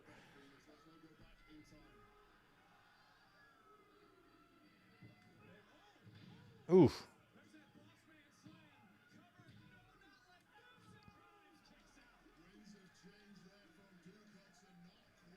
Oh, you know what, Divine? I might want to put 2003 on there too. And the year 2000 and 2007 that We Are Pro Wrestling's talking about, I've reviewed those. Those I have reviews up of on the channel, but watch along might be fun. Yeah, that was the year with Cena Umaga and Shawn Taker, the final two. That's right. I enjoyed 90 with Hogan and Warrior. That showdown was great. All right, Grimes just pins Duke.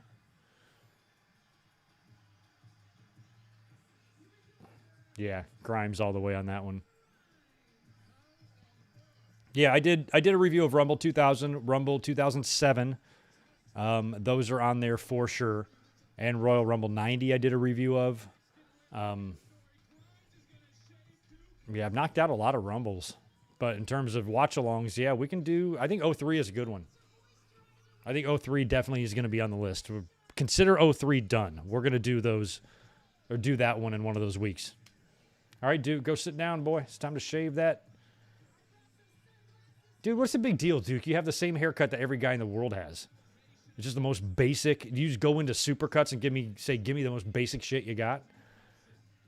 So, which is fine. I'm a fan of basic. I prefer basic haircuts over elaborate ones. Ah. Oh, he's not going to try to shave Cameron, is he? See, I'm telling you, man, he might actually put him in there and shave his head. There's no way. Grimes will fight out of this. But if he doesn't, I'm like, I told you cutting that hair like that early had something to do with it, but 95 is I hated 95, my least favorite Rumble. Ooh, and I did a review on that last year. There we go. Grimes is fighting back now. I just did a review. It's recent, too. Just this past January on 95 with Pamela Anderson and Sean's whole thing. So, yeah, I'll probably not do one on 95, but that review is up. Oh, is my feed behind? Well, let me refresh because I'm streaming. We might already be at somebody getting their head shaved now. Nope, okay. Well, Duke Hudson, as of right now, has got his hair, but not anymore. The the shavers are officially going on his... Hey, it's working.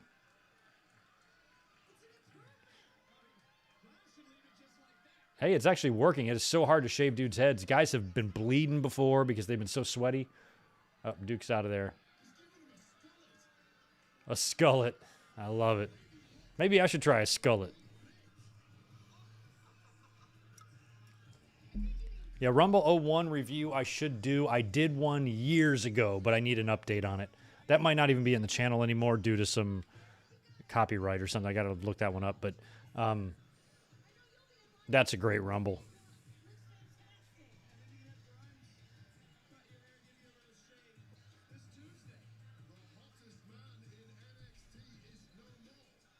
Well, I'm not sure how far behind my feed is, but I've refreshed it, and this is as good as it's going to get for me.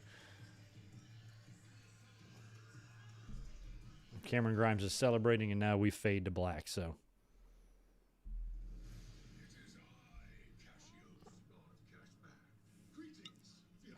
dude, I get it. Behind like 10 seconds, that's nothing. I thought you meant like minutes and minutes and minutes behind. No, of course we're going to be behind. We're not going to all sync up perfectly. Besides, the YouTube is what's doing it. After I say something, it's shown on YouTube about 20 seconds later. So keep that in mind. Like if I pull up my YouTube right here on this other screen and start watching myself, I'm going to be like 20 seconds behind. So you got to factor all that in. You'll need to keep your energy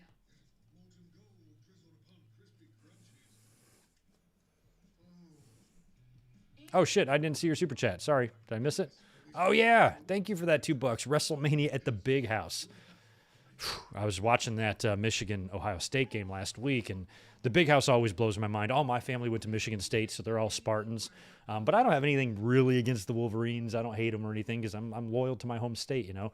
But that Big House is mind-blowing. I've never been there to a game, but to see 100,000-plus people in the freezing cold there every week is a pretty big sight to see. But you can't do a WrestleMania there. You'd freeze your nutsack off. Unless you did it in May or June or something. Then you got to contend with rain potential and all that. But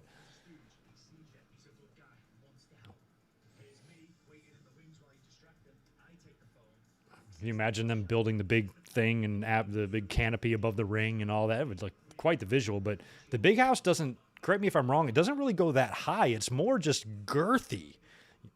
The Big House is like wide. It doesn't have multiple layers and sky boxes and all that. It's just one big round bowl, you know, and it's really spreads out. So I don't know how good the seats are and stuff. If you're way, in nosebleeds or something, you know, how good of a view can you really get without the different levels and stuff, you know, where some football stadiums now have like 3 levels and shit. So not sure how it would look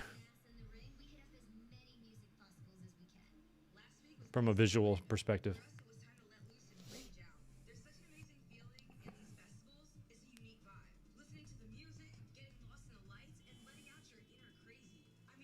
What?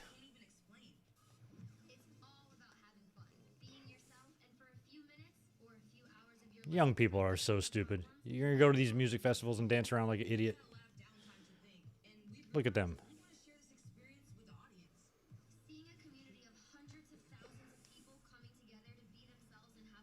To be themselves. Okay. We want to bring Coachella to WWE. Okay, so they're a tag team. That's good. Matching outfits. That's good. Those who talk the most usually have nothing to say. Now, who is this guy? But NXT is different. A locker room full of superstars who back it up. I'm not going to talk about what I'm going to do. Yeah, you're probably right about that about Ann Arbor. I have been to Ann Arbor myself, and that's not really the market for a show this large. You'd go to Detroit. You know, you'd go to Chicago. Yeah, you ain't going to find no tiny city to do this. You know, they're going to want to go somewhere where a city's going to bid and we can bring in money to the businesses and all that stuff. And a lot of times, something like Ann Arbor.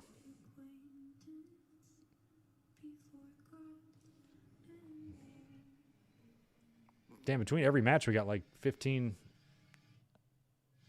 That was Mandy Rose? Oh, this is just a commercial for NXT. War Games at Survivor Series, I could see them doing that. It's got a survival. Oh, look at that. New Year's Evil. Tuesday, January 4th. Interesting. Okay. Hey, guess who's not going to be there? You, Beth. New Year's Evil.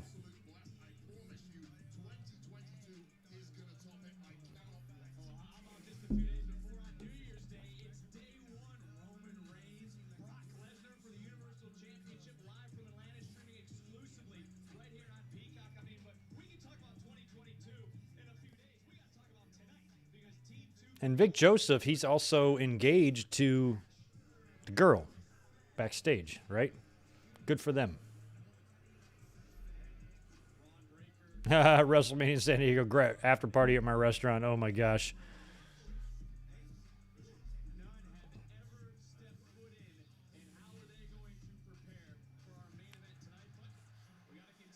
Oh, yeah, of course this pay-per-view has a different feel than takeovers of the past. It's a completely opposite thing. It sucks. But it hasn't been bad. I think the show's been okay so far. It's been fun. I don't watch much of NXT. And this dude, the little bit I know of him, I love. He cracks me up. But in reality, we live in a world where the goal is to drag people down.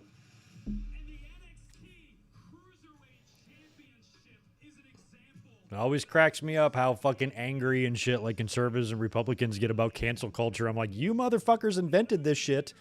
Don't get all mad now. You started all of this back when, after 9/11, and we went to war, and we had, like France disagreeing with us, and we had to name our fries freedom fries now because you couldn't even say the word French. The Dixie Chicks spoke out against the war, and we completely canceled them, and people wanted their heads on a stick simply because they disagreed with a decision that the administration made. So when it comes to snowflakes, they are the originators. And so anything that's bubbled into, they fucking started because they got their little pussy-ass feelings hurt, back in 2002 and 2003. And they acted like, say it with me now, snowflakes. And now that's all they bitch about. I'm like, bitch, look in the mirror. Thank you for the $2, Luigi. How do you book Thatcher when he returns? Straight to the title, but they're not going to do that. He's another guy that I kind of hope gets out of there and can go to AEW. I just thought when Thatcher came in, I'm like, he can be like the modern day, like the new version of Chris Benoit. And he was kind of off to a good start there, and the Riddle stuff and the Ciampa stuff, but, I'd push him so huge, and I just don't think WWE will. No, my place couldn't even hold a group that size. We wouldn't be going to my place. We'd be finding someplace bigger and actually, to be honest, more affordable.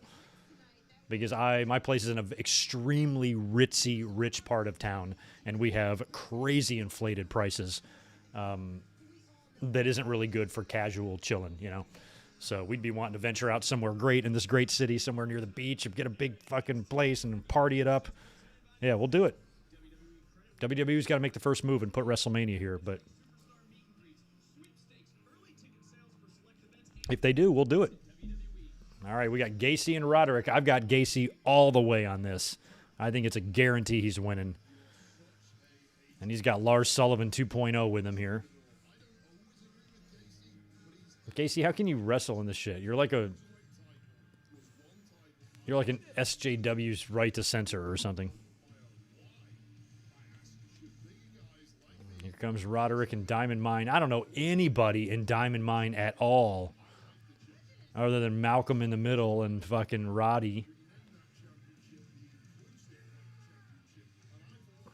The girl's a badass. I like her.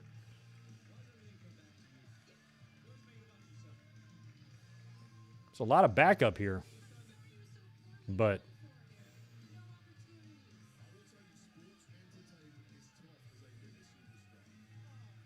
I was like, why can't I think of this dude's name? I'm thinking Hawthorne.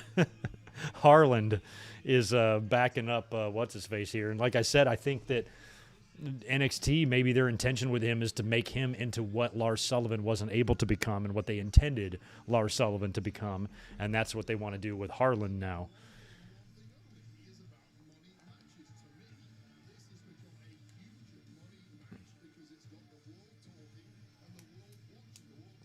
No, Mike, that's I don't think they would put it there because that stadium's old and it's not in a good location in the city. And we didn't build a new one. Petco really wouldn't work. Maybe it could, but I think they'd probably want to go bigger. Petco would be a great place for Royal Rumble, I think. There's no baseball going on. It'd be perfect for Royal Rumble, but I don't think we're going to get a WrestleMania here in San Diego. It's going to have to be LA, which isn't far. It's going to be here next year, or the year after next, excuse me. And I will be there. So we can still have a party in Southern California. I just have to make a 2-hour trip up north, and you guys have to come out and meet me. WrestleMania 39, start saving your money.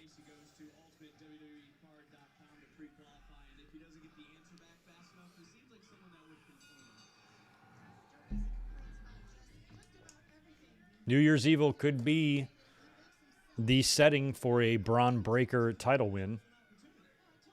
He did an interview where he said he came up with the name Braun Breaker, something about tying in his high school football days when he used to break people and something used brawn or whatever. And I'm like, this is why you don't let kids name themselves, you know? If my parents would have let me name our household pet anything I wanted, his name would have been the Incredible Hulk. You know, it's that little kid in the movie Big Daddy with Adam Sandler. He wanted to be called Frankenstein. So don't let young people name themselves. They never do it right. And Braun Breaker is the worst fucking name I've ever heard, ever. Worse even than Saba Simba. That's how badly I hate the name. Rex Steiner would have been fine. But no. Can't do that.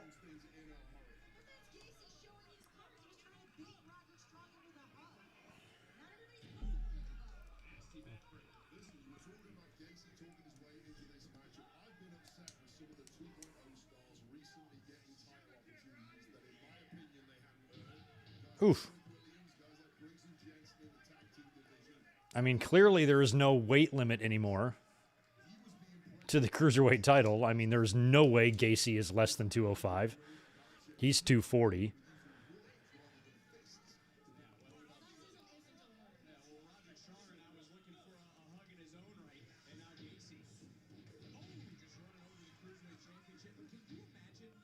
Yeah, Gacy could start his own kind of Wyatt family. Like, even when Daniel Bryan was doing the eco-friendly title thing, like, he could have formed a group, and I could see Gacy joining that.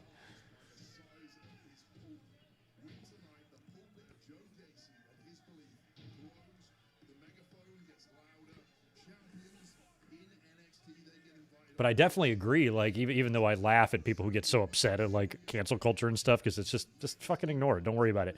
I understand that there are plenty of people in this world that are just too woke for their own good type of thing. But I never find those people anything other than mildly annoying and people I don't really pay attention to. So, like, I don't understand where the outrage comes and why people just spend hours upon hours per day tweeting and being angry about everything that goes on. And shut the fuck up. Live your life, man.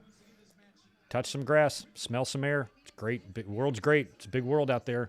Lots of fun shit to do. Staying in your house and making yourself mad in your own home, not very healthy. The self-described cardio monster is Roderick Strong, who of course won the Cruiserweight Championship back Come on, Joe. defending it here tonight against Gacy. And you gotta wonder, Wade, Roderick Strong had to spend some extra time in the diamond. Weak kick. Isn't it going to be weird if Strong turns out to be this lone remaining member of Undisputed Era? You know, if O'Reilly's bouncing, which it kind of appears like he is. Bastion Booger is the worst wrestling name. That's the best wrestling name. Bastion Booger?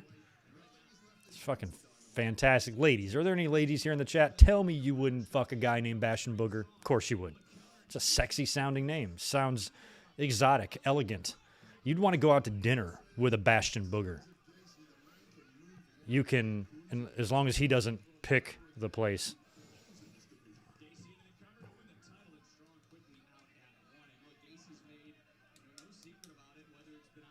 Strong is great. I mean, he's a veteran, man. He had a long career before he even got here. You know, we talked about, you know, the possibility of guys getting lost in the shuffle in AEW. It's something that can definitely happen there. And Gargano could be a guy like that. So could Strong if he went there. I mean, at least Strong is heading up a faction here, but I don't know if he's going to have such a great outcome here in this one.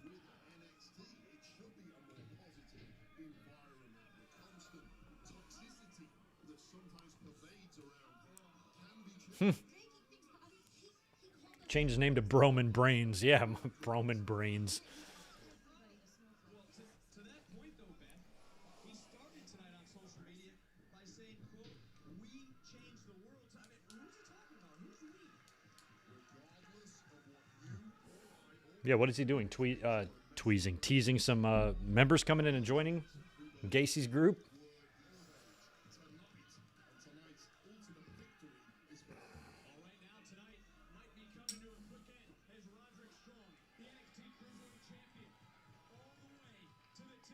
Oh, Martin, UK is has Peacock now. So you've been able to use WWE Network all this time. Apparently, I think if you go there, it's just going to shoot you over to Peacock. I think that's how it's going to wind up working, but I don't know.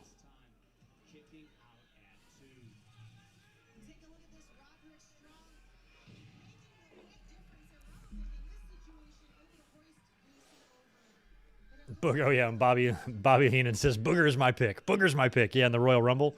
Actually, Booger wasn't even in a Rumble. Booger was supposed to be, and then he didn't show up for one. I think that was the same year that Brett and Lex had their little tie. Now, the Shockmaster making an appearance tonight in NXT? Maybe. He's Cody's uncle, so I think maybe he'd be better suited for AEW.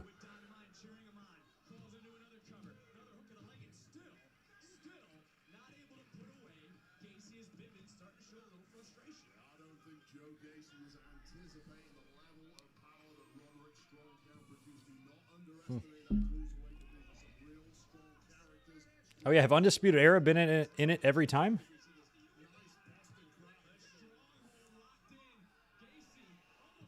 Every time I think of Gacy, I think of John Wayne Gacy, the fucking serial killer. This Joe Gacy. The name is too similar. It's like Cactus Jack Manson. Joe Gacy. Crazy.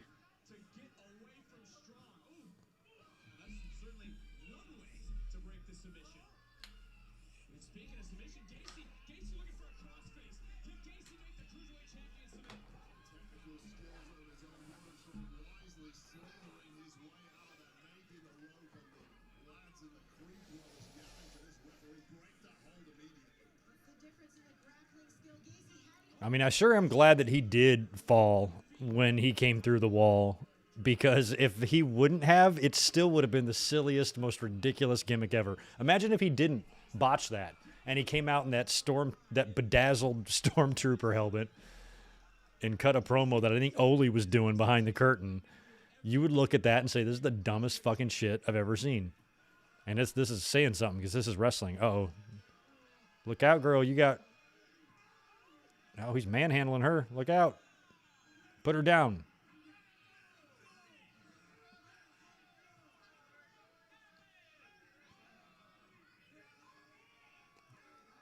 Who is the dude in the front row with the football helmet?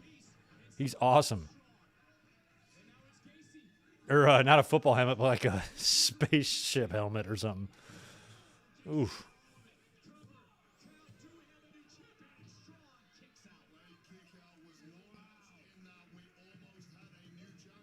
I think Johnny and Kyle are for sure, but I don't know any contract status of Strong and Ciampa, so it just depends on when their deals are up. I would think if they're up soon, they might be thinking about it.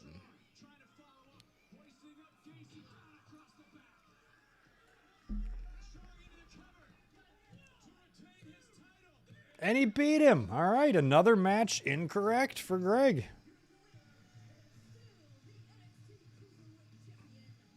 I'm fine with that. I felt like that was going to be Gacy all the way, but Roddy wins. Oh, yeah, Star Wars helmet. It's like, I'm just going to wear this to the show. Why not?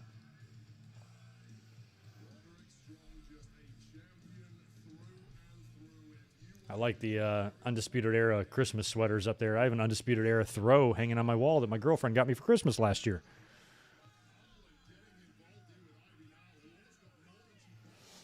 I wanted Gacy to win too, but you know what? He probably still will.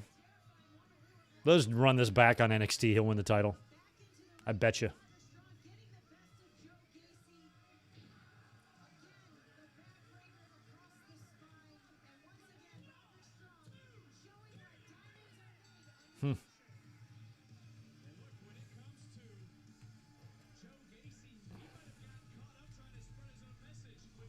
Diamond Mine.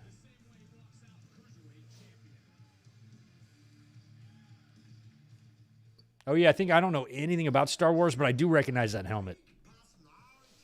Didn't the baby faces wear that helmet, or didn't like Luke Skywalker wear that helmet in one of the movies? See, I know a little bit.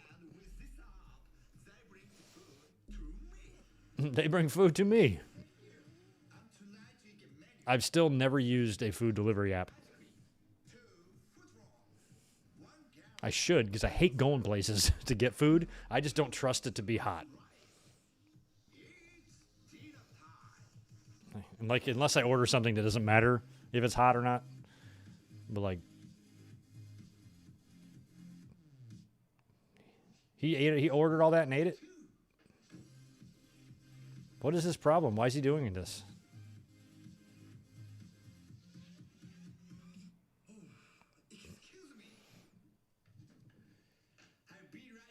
Get that shit off your mouth. It's gross to look at. Oh, you're going to go take a shit now? Good. Number 1 only, please. Oh, I see you're going to go number 4. Good.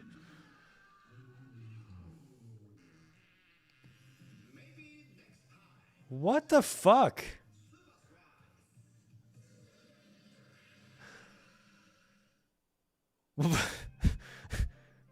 I have no words. I am without speech. So all we did is watch him eat a bunch of food and take a shit. Okay. That just seems weird.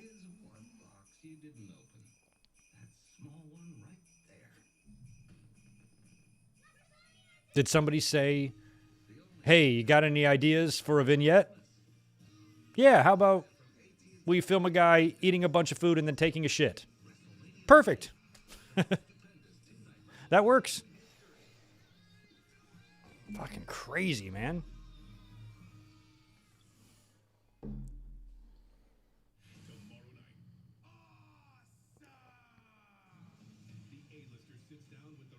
Oh, that's right. Edge is on Miz TV.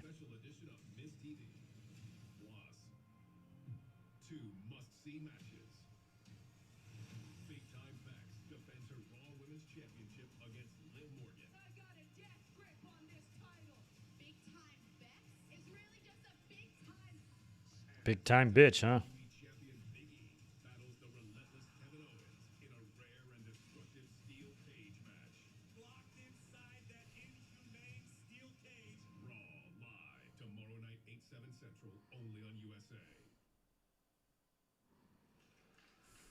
Oh, O'Reilly's mad. Kyle, a tough loss to Imperium, but what happened after the match?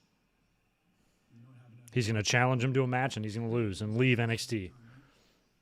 Von Wagner, if you think I didn't smell that turn coming from a mile away, you must be stupider than you look. Now, this is the first time in 5 years that Kyle O'Reilly hasn't been in a War Games match, and I'm hungry for some steel. So, Vaughn, you want to finish what you started? There it is. Well, on Tuesday, we leave the cage up because I want you inside the steel. Oh, he wants him in the cage. Okay. And here we go, main event.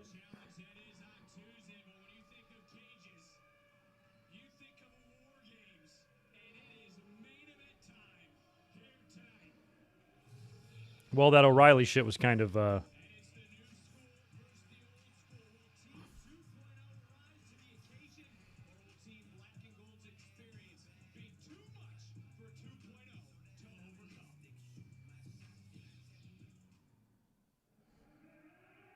Here we go. I cannot find the hashtag I was looking for.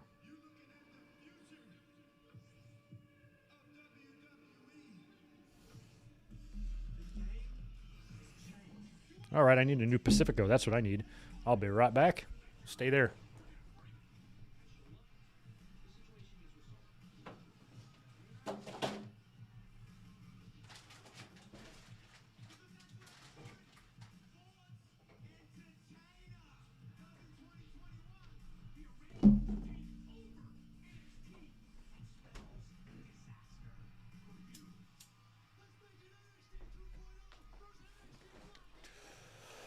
Festus. He's the bestest. Vince apparently didn't remember him.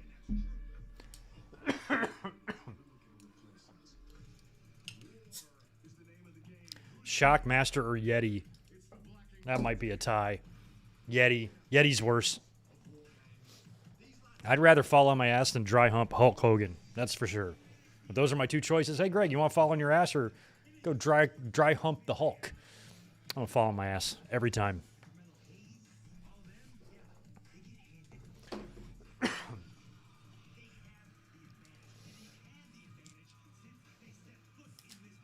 Prawn breaker. My God. I'm eating a piece of cheese. Don't mind me.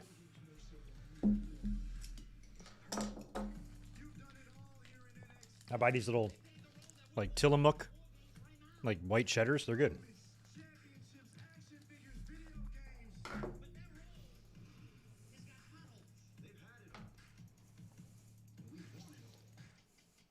I have no idea what you're watching with that fucking vignette. It was the craziest thing I've ever seen.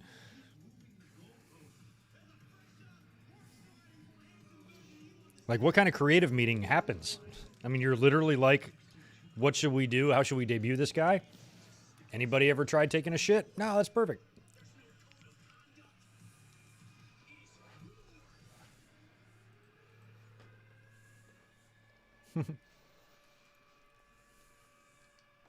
Here comes the cage.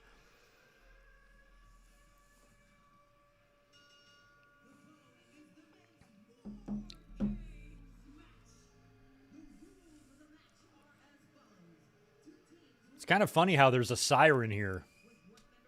You know? And Scott Steiner and shit. It's kind of slightly ironic.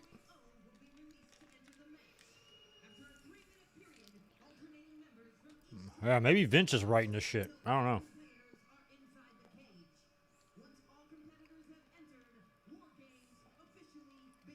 All right.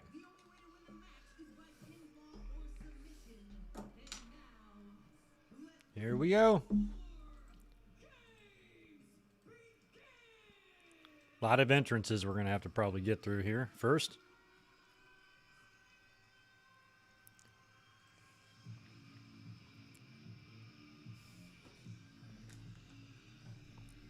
All right, here comes the Braun. Here to break shit.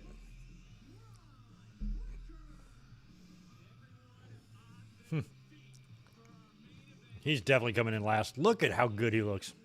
He is ridiculous.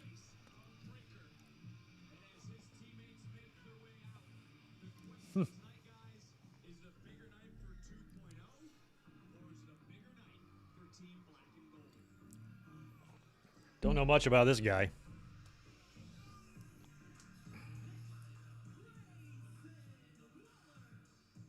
Is that what he is? A little boxing gimmick?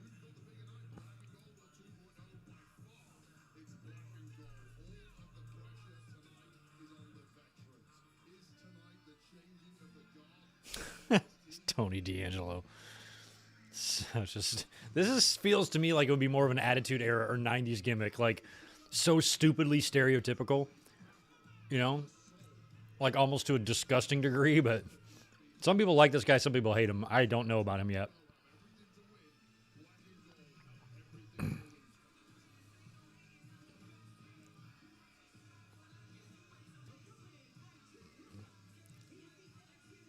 Carmelo and Trick, I mean, I like them and everything, but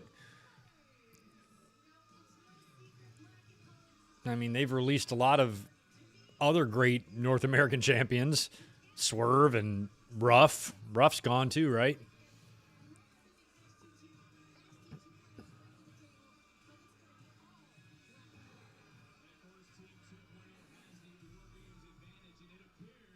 I don't know why WWE chooses to not use some guys' names and not others. Rex Steiner would have been an awesome name, but Braun Breaker it is. Huh. Thank you for that $5, Michael. You should be at work right now, but instead in your car watching War Games with Greg. Awesome. Don't get in trouble. Don't get in trouble out there. I like sitting in my car sometimes too. If I get down to work early or something.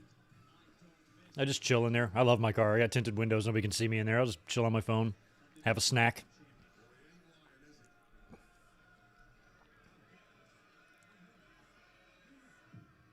So Carmelo's the one going to be starting.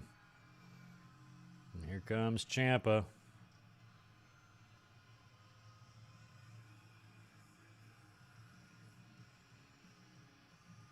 I love his war paint. Bronson Reed, there's another one. That's right.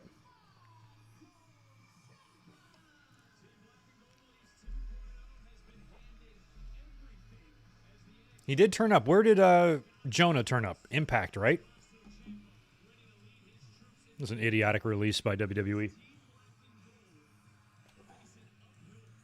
I need a phone charger, but I can't find mine. There it is. Got myself like a 10-foot cord here that's plugged way in the back. Here we go. 8% juice. That's pretty low. I usually don't get down that low. Need some more juice. Oh, you're in charge, so you won't get in trouble. Good. Just like me.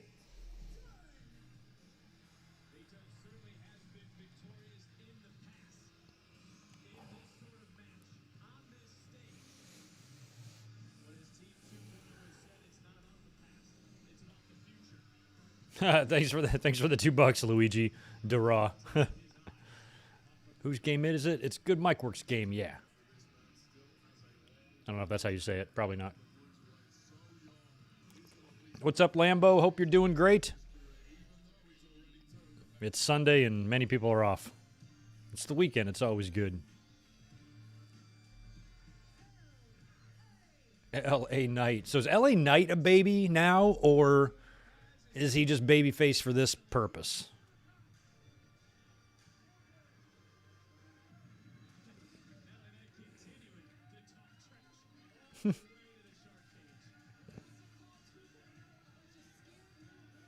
Yeah, Ciampa always has good gear, good looking shit. I like his robes and his look. He kind of looks like a Stone Cold fucked Braveheart, you know, when I had a kid or something. It's kind of what it reminds me of. All right. Mr. Wrestling, if this is indeed it, thank you very much. You were absolutely spectacular during your time here.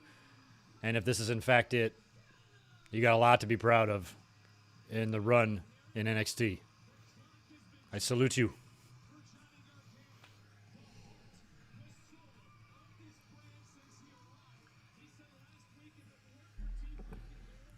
Johnny Pop. I'm just trying to watch his body language. I mean, if this is truly it for him, you know, it's hard to hide that type of emotion, you know?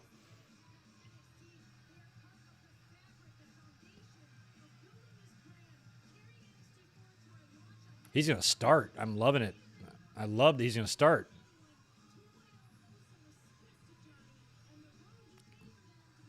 Well, this might be the last time we ever hear this music, unless he wins here.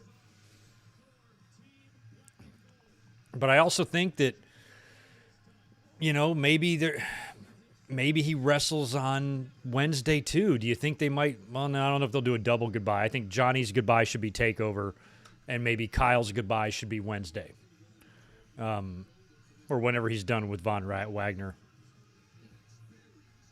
Oh, I didn't realize he wasn't using Rebel Heart. Oh yeah, because he was in the way and shit, right? Yeah, I forgot.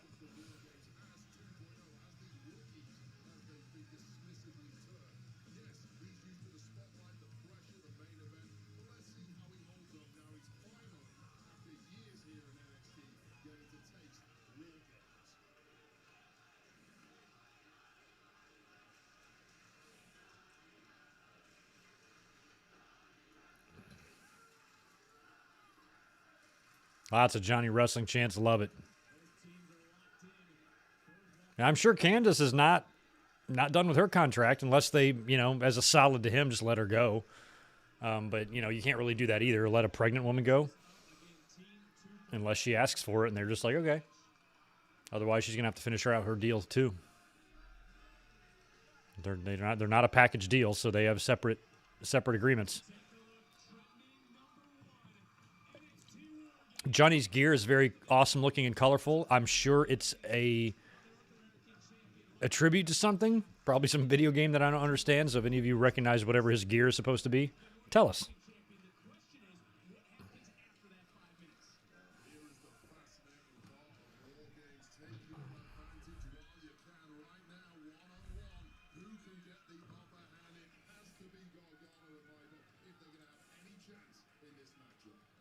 Self-proclaimed leader of the new school, that being Carmelo Hayes. Look, Beth, what he's going to have to do tonight in this matchup, he's going to have to go the distance. Yeah, I mean, it's huge. I mean, Carmelo don't miss, but tonight Melo finds himself in a position where he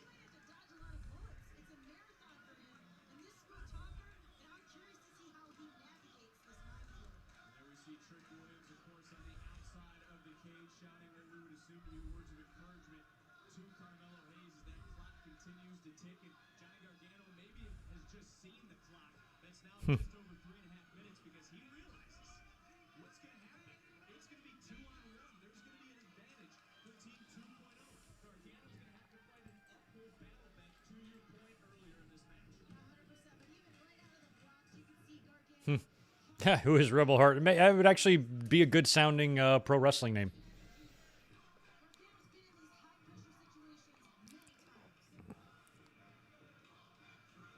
50-50 split in the NXT universe as Carmelo Hayes with the upper hand. I like Carmelo. Trying to turn things around rather quickly. I'm not imagining this, right? There seems to be a lot of wrestlers right now that have the Carmelo Hayes look. Similar body style, hair. There's like a lot of them. You can see the 6 superstars that are waiting to enter the men's War Games match. Facing, watching. Like if you don't stand out physically, you got to be super like athletic, which he is, which like MSK are, and guys like that. But man, a lot of them are starting to look alike.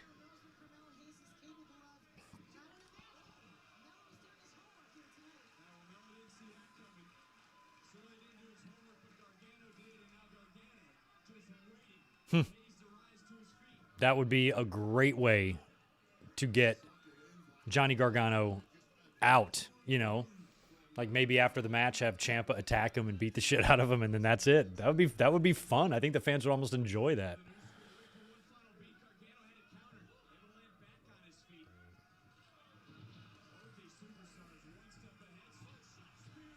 Yeah, Leo's a little smaller. But like just the body size of Carmelo just reminds me of like, I don't know, like half a dozen or more guys in the business right now that are on TV. Where Leo is real small, and he's even smaller than Gargano, but even more athletic than Gargano. Leo Rush can do like some just ridiculous shit in there that I didn't even think was physically possible with the current laws of the universe that we know of. Where Hayes has just got that. He's that smooth athleticism. He's probably an athlete in school, and he's got some muscle mass now. He looks awesome. It's just when it comes to these guys now, I start worrying about them being able to really stand out because now you're getting to the point where 90% of the workers are like really good athletes. Or if you could do some flippy diving shit 15, 20, 30 years ago, you were really going to stand out. Now everybody's Paul London,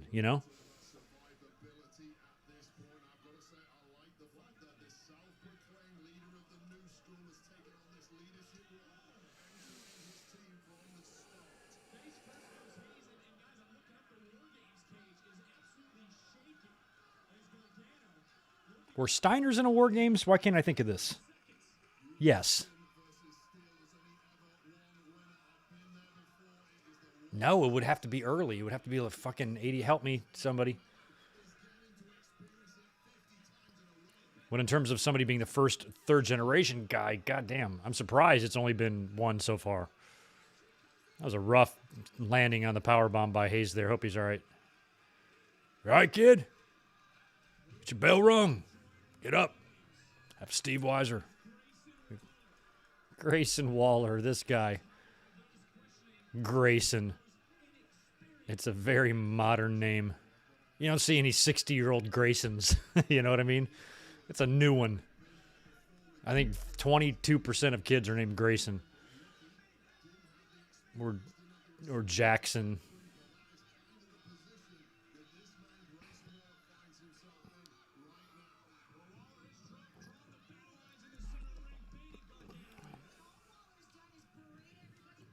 I've got a kid that works for me. He's 20. His name is Jace. Jyce. I'm like, that feels new too.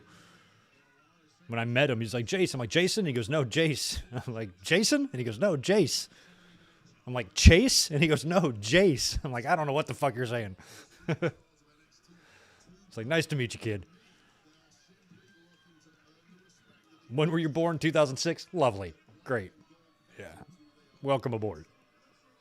91 War Games. Thank you. I can picture it. I just couldn't sit the year. Couldn't peg the year in my head.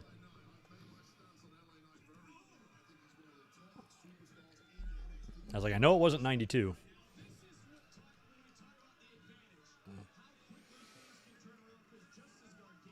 So, I mean, we got to think about it then. How many fathers and sons have both been in War Games matches? I mean, does Cody count for the Blood and Guts? Well, shit, Cody wasn't even in Blood and Guts, was he? And I don't think he was in, so I got to think. I don't think there's been father-son in War Games yet. Braun Breaker should be the first unless there's somebody I'm just not thinking of.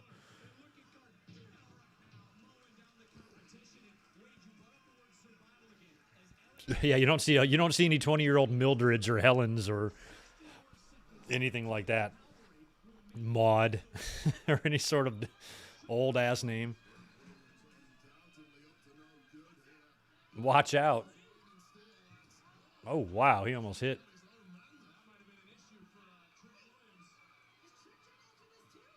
Trick, get down. Too much selling there, Trick. This ain't a fucking pantomime class. Come on.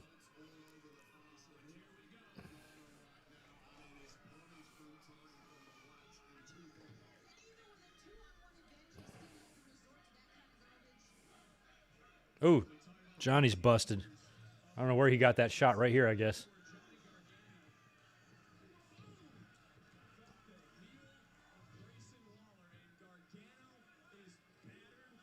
Oh, is it his nose? Oh man, ouch. Ugh. It's his nose. He didn't get cut. Ouch.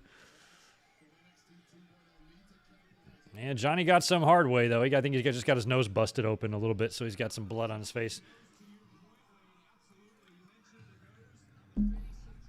Here we go. Who's out next? Pete.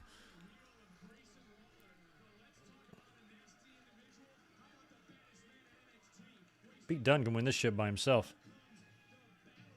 Oh, yeah, Dustin. I forgot about Dustin. Yeah.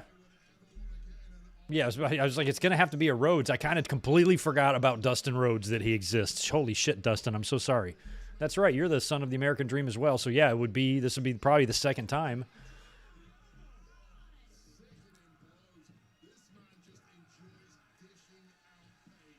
I don't think Johnny Ace was ever in one.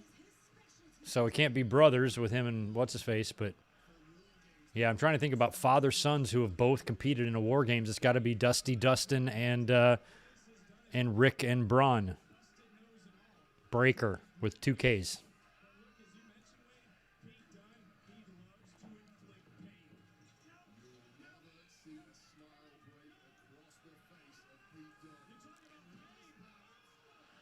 God damn.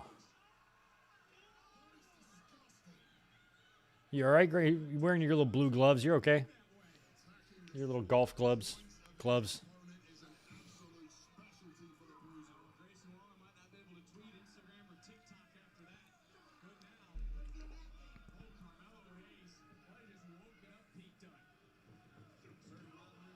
Oof.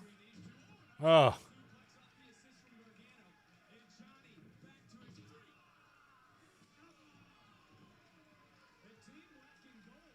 There you go. Shake on it.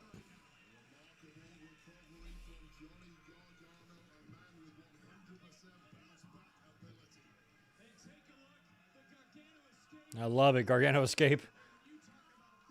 Yeah, I was about to say Pete needs to kick him. Oh, they're both kicking him. That's a great spot.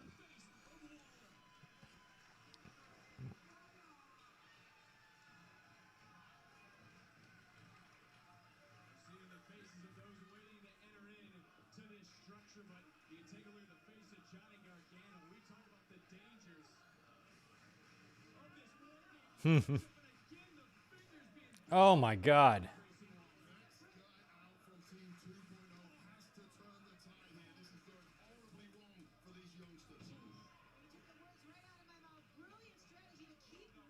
First wrestler I ever met. Yours was Jake the Milkman in AWA when it was a kid. I've got a weird one, Terry Taylor. Random, I know. I was like, can I change it to Brett? Nope. Can't go back in time. Oh. Nice cutter. Stunner cutter. Stutter. That's what Bubba Dudley. Oh man, that's a good idea. Bubba Dudley. Should have used the stunner cutter combo. And this is D'Angelo? Yep, okay. I like he's got the red, white, and green. Or the white and green. What the fuck? Red and white. What are the colors? Don't Italy and Mexico have same colors, but kind of different configuration? How are you going to... No. I thought they were going to try to pass the thing through the...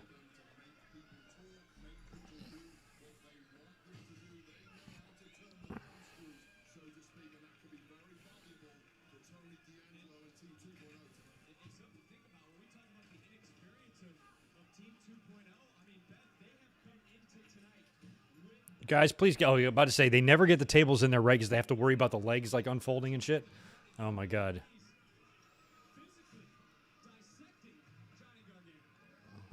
Here comes. I don't. Nobody has really gone weapon shopping yet.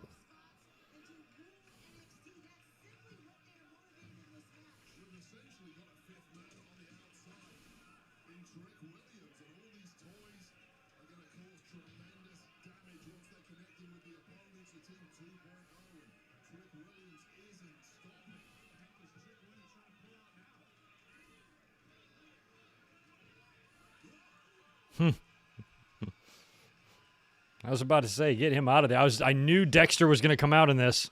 We talked about it yesterday.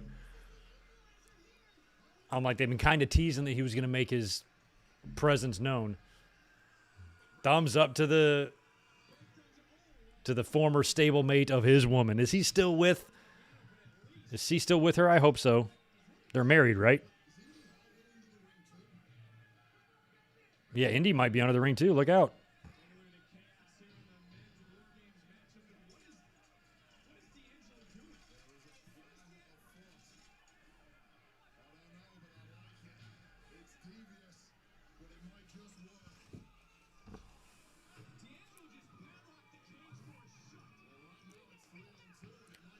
We padlocked the cage.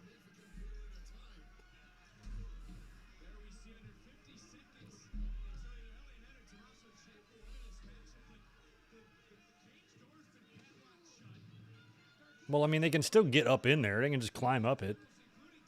I kind of thought, like, I was hoping, like, maybe the baby faces should have locked the cage and then Braun can rip off the thing. That would be great.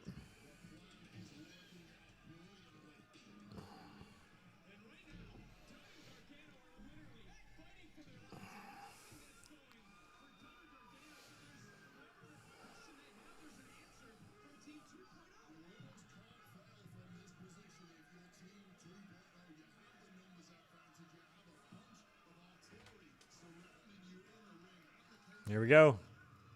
Ciampa is out next. Or no, I forgot about LA Knight.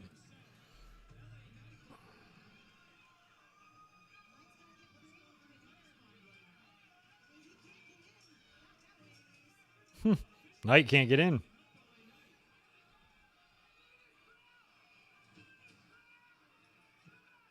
Where's the bolt cutters, man? Come on, LA Knight.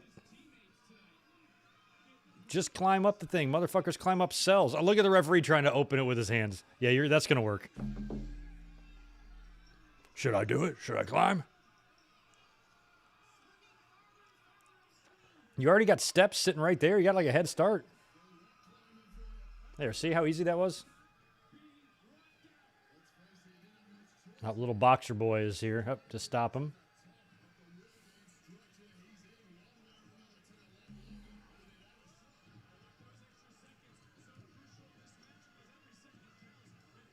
I mean, they're all just going to have to climb to get in there.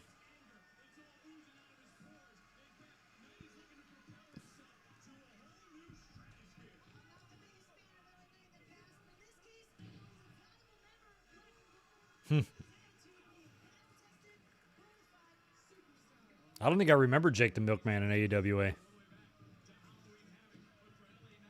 Jake the Milkman.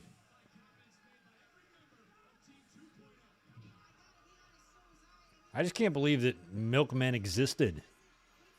I fucking can't stand milk, and I sure as shit don't want some motherfucker dropping a case of it at my front door.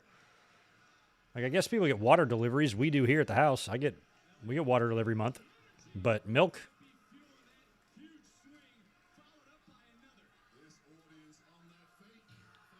Milk's nasty. Mick Foley is one of the nicest people. I've met him. He's great.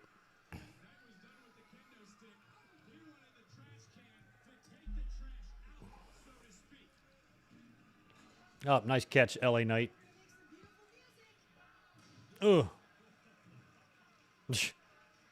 Grayson is down.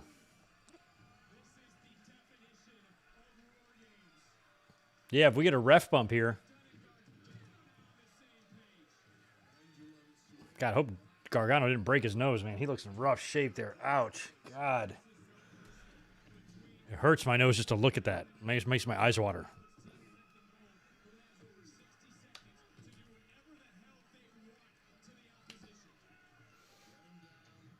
I'd love to get the ref climbing up the fucking side. That would be awesome. Get one of them moonsaulting in the ring. Oh, they got the bolt cutters. He's not going to be able to do it. Watch. $100.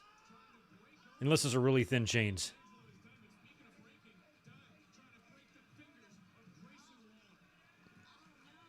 Bolt cutters never work. Nobody can ever do them.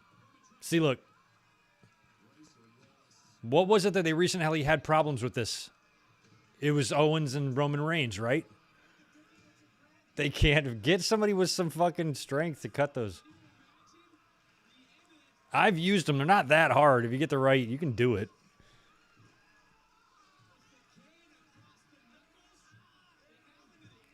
Damn.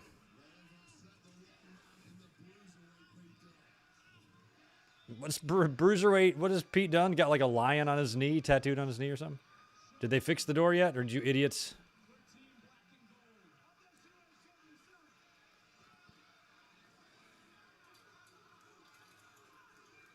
Braun Breaker. He should lift up the entire thing and just carry it with him. Here comes Breaker. Yeah, he'll do it. Oh, they were waiting for him. Let me do it. Yeah, yeah. He said, I'll rip it right off the fucking... Uh-oh.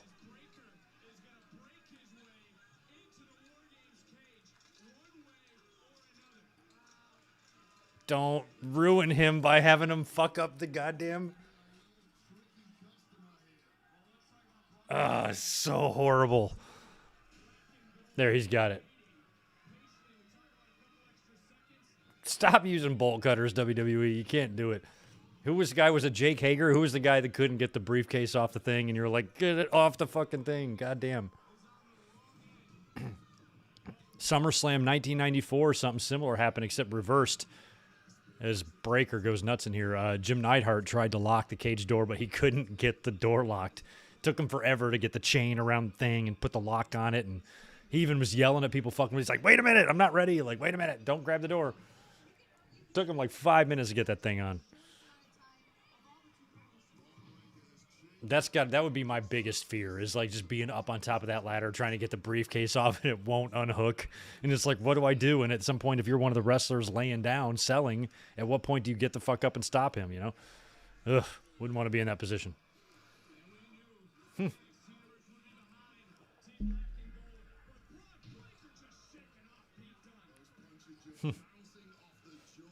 I have seen a little bit of Breaker. He does. That guy is a fucking Steiner, if there ever was one. You look up Steiner in the fucking dictionary, it's just him. One of those is what you'll get.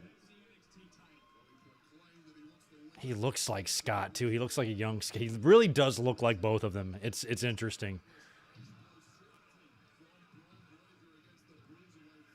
I think he's got the body more of his dad, but a little bit of Scott's early 90s body. And he's definitely got Scott's voice. Scott Steiner has been fucking reincarnated in this guy.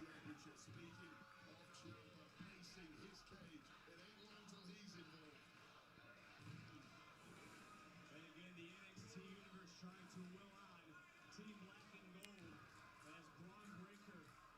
Wait put it, Beth, changed the game as soon as he entered into War Games. All right, only one guy left, and it is fucking Stu Grayson up there waiting to get in.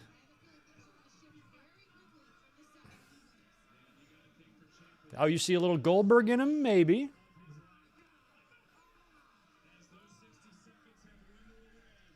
He's definitely got that snappy, poppy, twitchy, spazzy type of enthusiasm that a Steiner has more than Goldberg. But here comes Ciampa.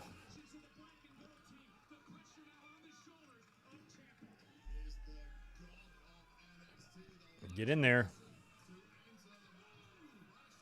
I like his gear a lot.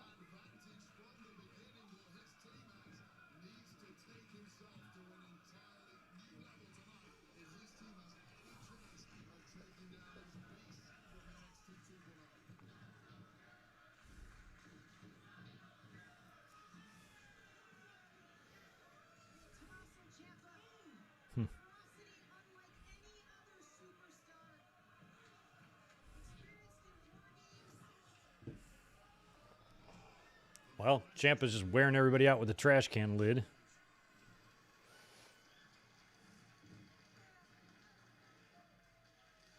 Yeah, I got to do the clap on the trash can.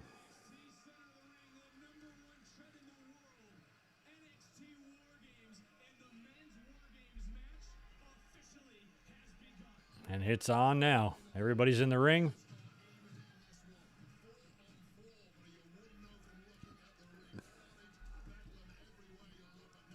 I'm weird for not liking milk. Milk fucking sucks. I'm anti-milk. I'm a milkist. I am 100% a bigot against milk. I'm a milkist. Don't get that shit anywhere near me. I will perform a hate crime on a gallon of milk. I'll just smash it just because I don't like the way it looks. Like, I really, really, really do not like milk. And not even with cookies. I can tolerate it in some cereal, but I don't eat a ton of cereal. I like cheese. I like ice cream. I just don't want milk anywhere near me. It's nasty. It tastes funny. It's weird. I don't understand what I'm even drinking.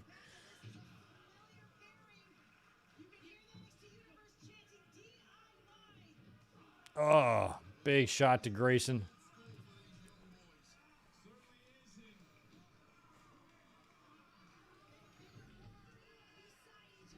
WrestleMania 2 watch along? I don't think so. Nobody's going to want to watch that. I'd like to, but I'd like to have somebody show up for these chats, so.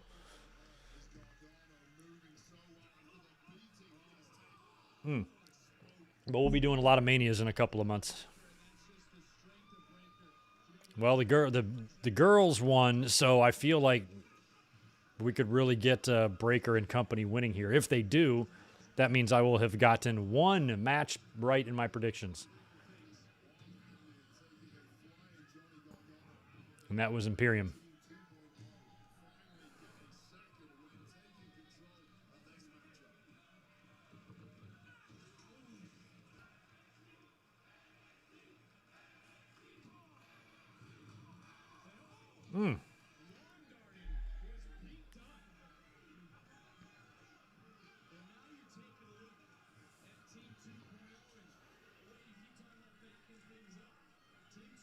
WrestleMania 24.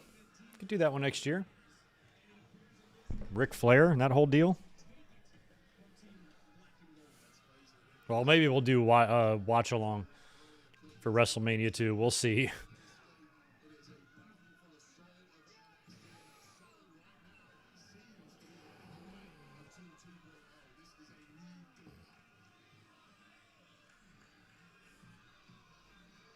All right, well, the 2.0 is reigning strong here. All 1.0 are all down in between the two rings. I think all four of them, it looks like. Y'all need to get up. Poor Johnny, man.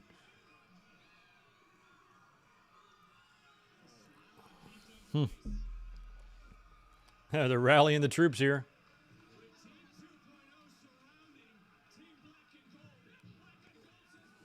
Bring it.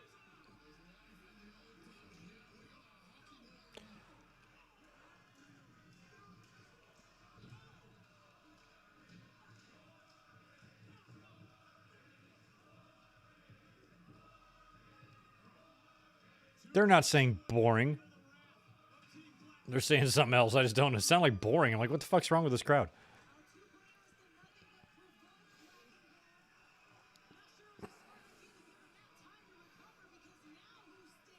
Hey, Stunner, how do I prefer my steroid injections in my arm or between your toes? I prefer them rectally. Suppositories. They go right up your ass. Done. Method of choice for me. Right on. And look at this. It's a great visual of 1.0 guys getting stomped by 2.0 guys. Or wait, reverse that. Oh, War Games. I thought they said boring. Like, War Games. Okay, I get it now. I've never heard them chant War Games before. It's usually NXT. Oh, now they chant NXT. Okay, now I can hear you.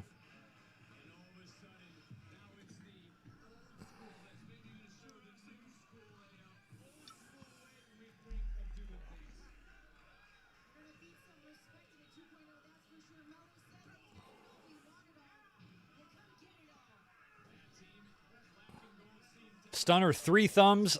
Honestly, I can probably only handle 2 at this point. 3 might hurt a bit. Oh, head first.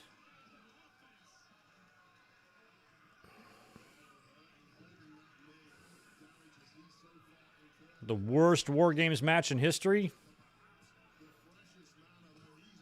Might have been the first one of this night. And it wasn't a bad match. It's just been... War Games matches are good. There hasn't been a ton of them in history, and the ones we've had have been pretty decent.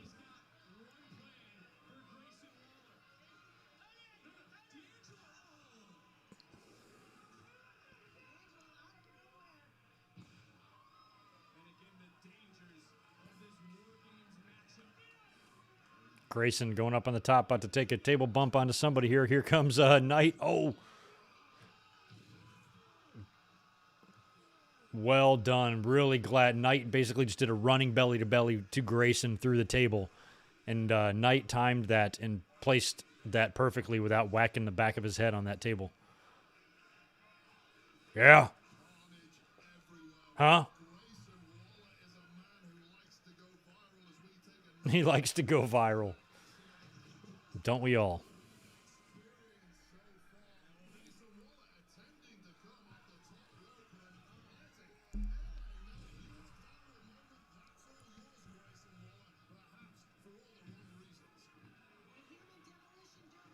Oh, thanks, Ben. I try to take over for TV tracks myself and try to upload clips whenever I can, but I'm not that consistent with it. But thanks. All right, we got another big bump coming up here. They've got Carmelo up, triple, double power bomb, suplex, and a partridge in a pear tree.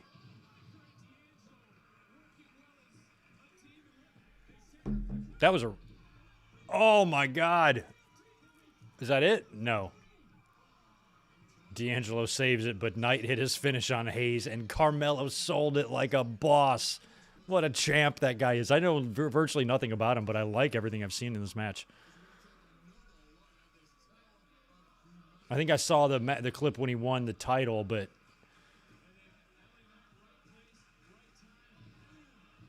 Look at that sell. So good.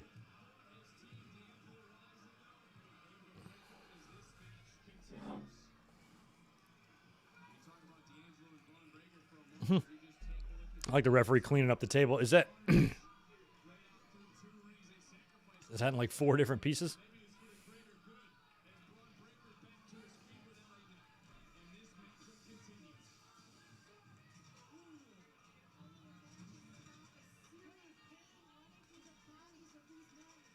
Damn, look at Knight going to work on Breaker. Wow. Is Knight a little bigger than Braun Breaker? He seems like he might be. He might have 5 to 10 pounds on him. I'm not sure. Oh, he's going for his finish.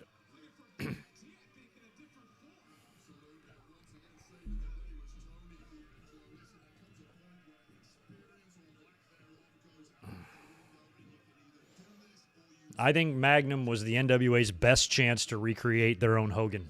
I'll put it that way. So, yeah, I think if he doesn't get in that accident, he could have been Hogan's counterpart. I know a lot of people consider Ric Flair to be that, but Flair was a heel. You need another like good old American babyface with muscles and that sort of thing. And I think Magnum could have been that for the NWA and could have really challenged Hogan's popularity.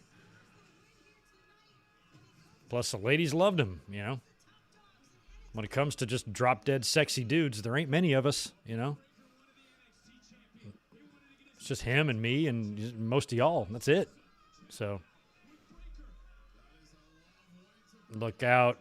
Air. Oof. Fucking air raid crash through the trash can and Breaker kicks out.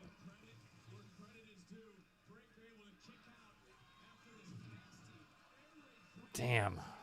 Small of the back, right on the meat part of the, or the bottom part of the trash can. I know those are just shitty aluminum gimmicked cans, but still, that had to not feel great.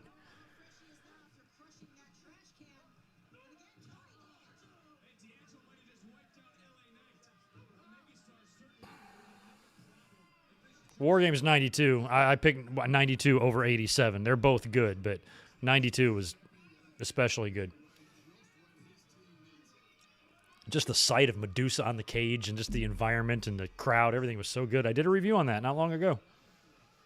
Wrestle War. Air raid trash. Nice. Exactly. Wow. Grayson's way up there. Big table spot on LA Knight here, looks like. Oof.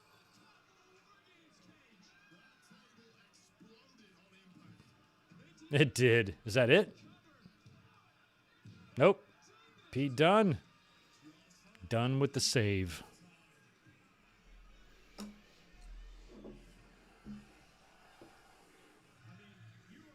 NXT.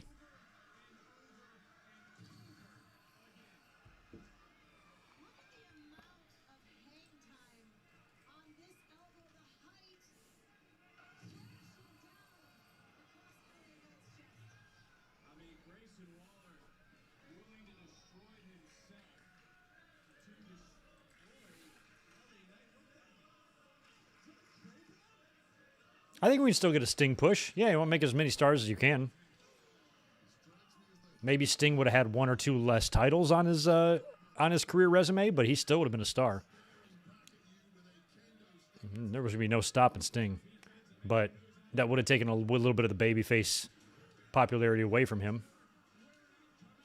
But if Austin and Rock can coexist, anybody can. Oh, wait, I'm not supposed to say that word. Shit. Sorry.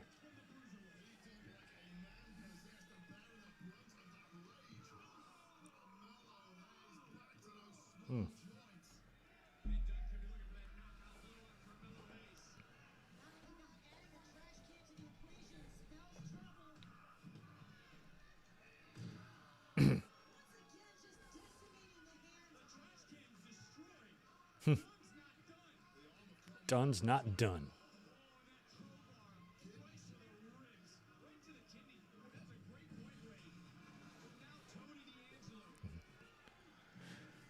God, D'Angelo's up there with Pete Dunne. What's he got, a cane or something? Or crowbar? Oh, I thought he was pulling his tooth out. Don't. Thank God. I thought for sure D'Angelo was going to put Pete Dunne's mouth guard in his own mouth. And I was like, I'm turning the channel. This is a scary looking bump. Please don't hurt yourselves. Oh my God.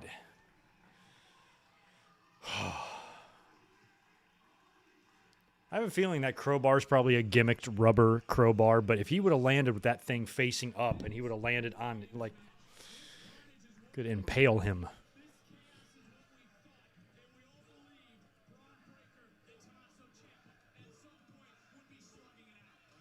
Ugh.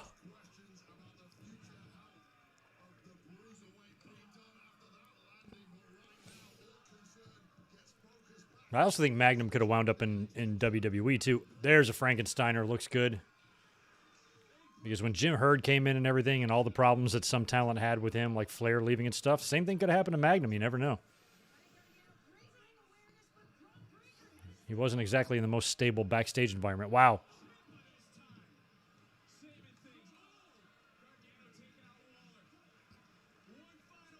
One final beat to Breaker. That was awesome. Props to Braun Breaker, too. He's so young. To be able to manage this. I mean, everybody in this match was young. All these 1.0 guys. And this is the type of match you want somebody to have after they've been wrestling for a bunch of years, you know? Oof. Wow. Oh, wow. I really thought that was it. Carmelo saved him.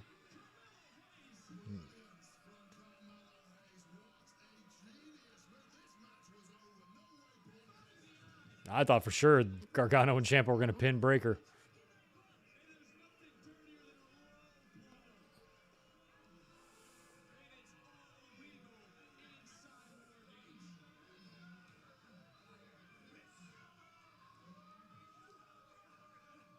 Oh, yeah, I remember that thing with Seth. That was kind of scary. Braun is a year younger than you. He's like 20 younger than me. Oh, my God. Breaker speared Ciampa right through the table. Hayes might have gotten a little piece of that, too. He was in the way. Straps are coming down. You know what I actually like about Braun Breaker? He's not covered from head to toe in tattoos. He's got a couple. Like everybody now has got the tattoos over his sleeves and everything. And that's it. Breaker hits the finish and pins Ciampa. So I was incorrect on my War Games matches. I knew one new team would win and one old school team would win. I just had them flipped. Well, that's good. I don't expect to do well on these predictions when I don't know what the fuck I'm talking about. So,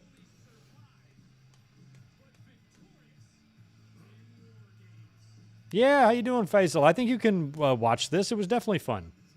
Just waking up gives you the power to pass through some stuff. So, women's match was solid, I think. And this was a very good match here. Tag team match was off the charts. There was a lot of good wrestling on this. And a victory for 2.0 and Braun Breaker.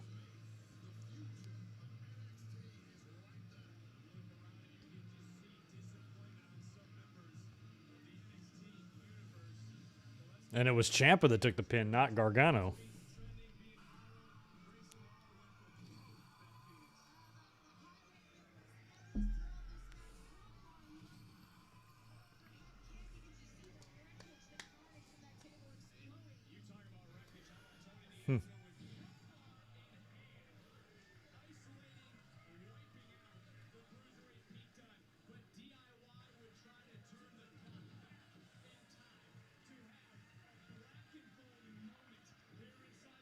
And that was it.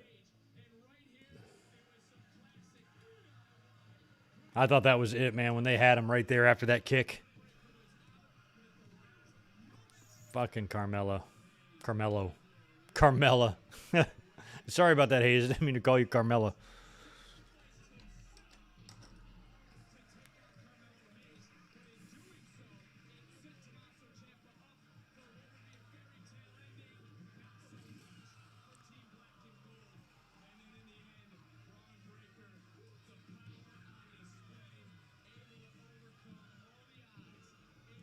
And pins him. So now I guess maybe New Year's Evil, based off that pin, that's going to get Breaker the title shot. They'll set that up on Tuesday. And New Year's Evil will probably be where Breaker and Ciampa, where the torch passing happens. Beginning of the year. Nice. Wow, Chris. Thank you for the $2. That is saying a lot. Your favorite War Games match they've done. This one? Wow, this one was really good. This one, I guess the reason I think this is so good is because it exceeded the expectations.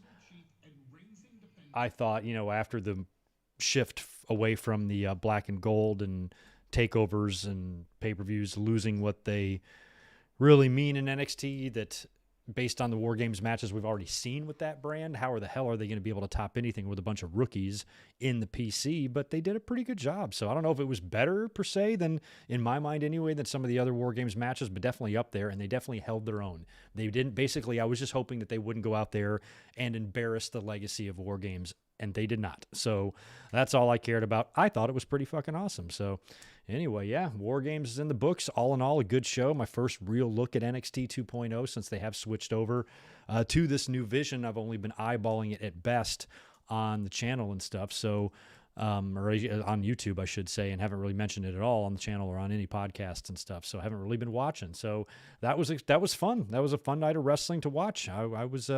I was into it most of the night, and we'll have to see now what the future holds for Kyle O'Reilly, who, you know, set up as we saw tonight, going to set up a big match, maybe a exiting match for him with Von Wagner on Tuesday. And Johnny Gargano, this very well could have been it altogether for him, and came out one final time to Rebel Heart, and kind of looked like body language-wise, he kind of felt like this was it. So, you know, thanks to Johnny G and Johnny Wrestling for working his tail off for us. I mean, he had a hell of a run there. I mean, I thank him for everything, all of his hard work, his wars, his battles, the mileage he put on his body, all that stuff he did in NXT, wrestling like a true champ. You know, I appreciate him. I think we all should appreciate him. So if that's it for him, best of luck in AEW or wherever he turns up. So anyway, fun stuff. Anyway, I got to get out of here. I'm going to have to eat some dinner tonight and get some stuff ready. The next time you are going to see me is Wednesday night for Dynamite Reaction. I'm going to be eyeballing Raw tomorrow, but not going to be doing a review of it, although they do have a women's title match set up with Becky and Liv, and Kevin Owens is taking on Big E in a cage. I might be watching a little bit of it, but not going to do a review. We'll be watching Dynamite together on Wednesday, and then on Thursday, I'm going to drop a WWE Vengeance 2001 20th anniversary review. I was supposed to be up here and do a watch along of that show, but I got a really busy week at work. So instead of being here live, I'm going to upload a review instead. Should be fun. So December is going to kick off and start rolling here pretty hard. So stay tuned. Make sure you subscribe and all that type of stuff. Y'all have a great rest of your night. Thank you, Victor. Thank you, Barry. Thank you, everybody else. Y'all take care. Enjoy your night, and I'll catch you in a couple of days. Y'all be good.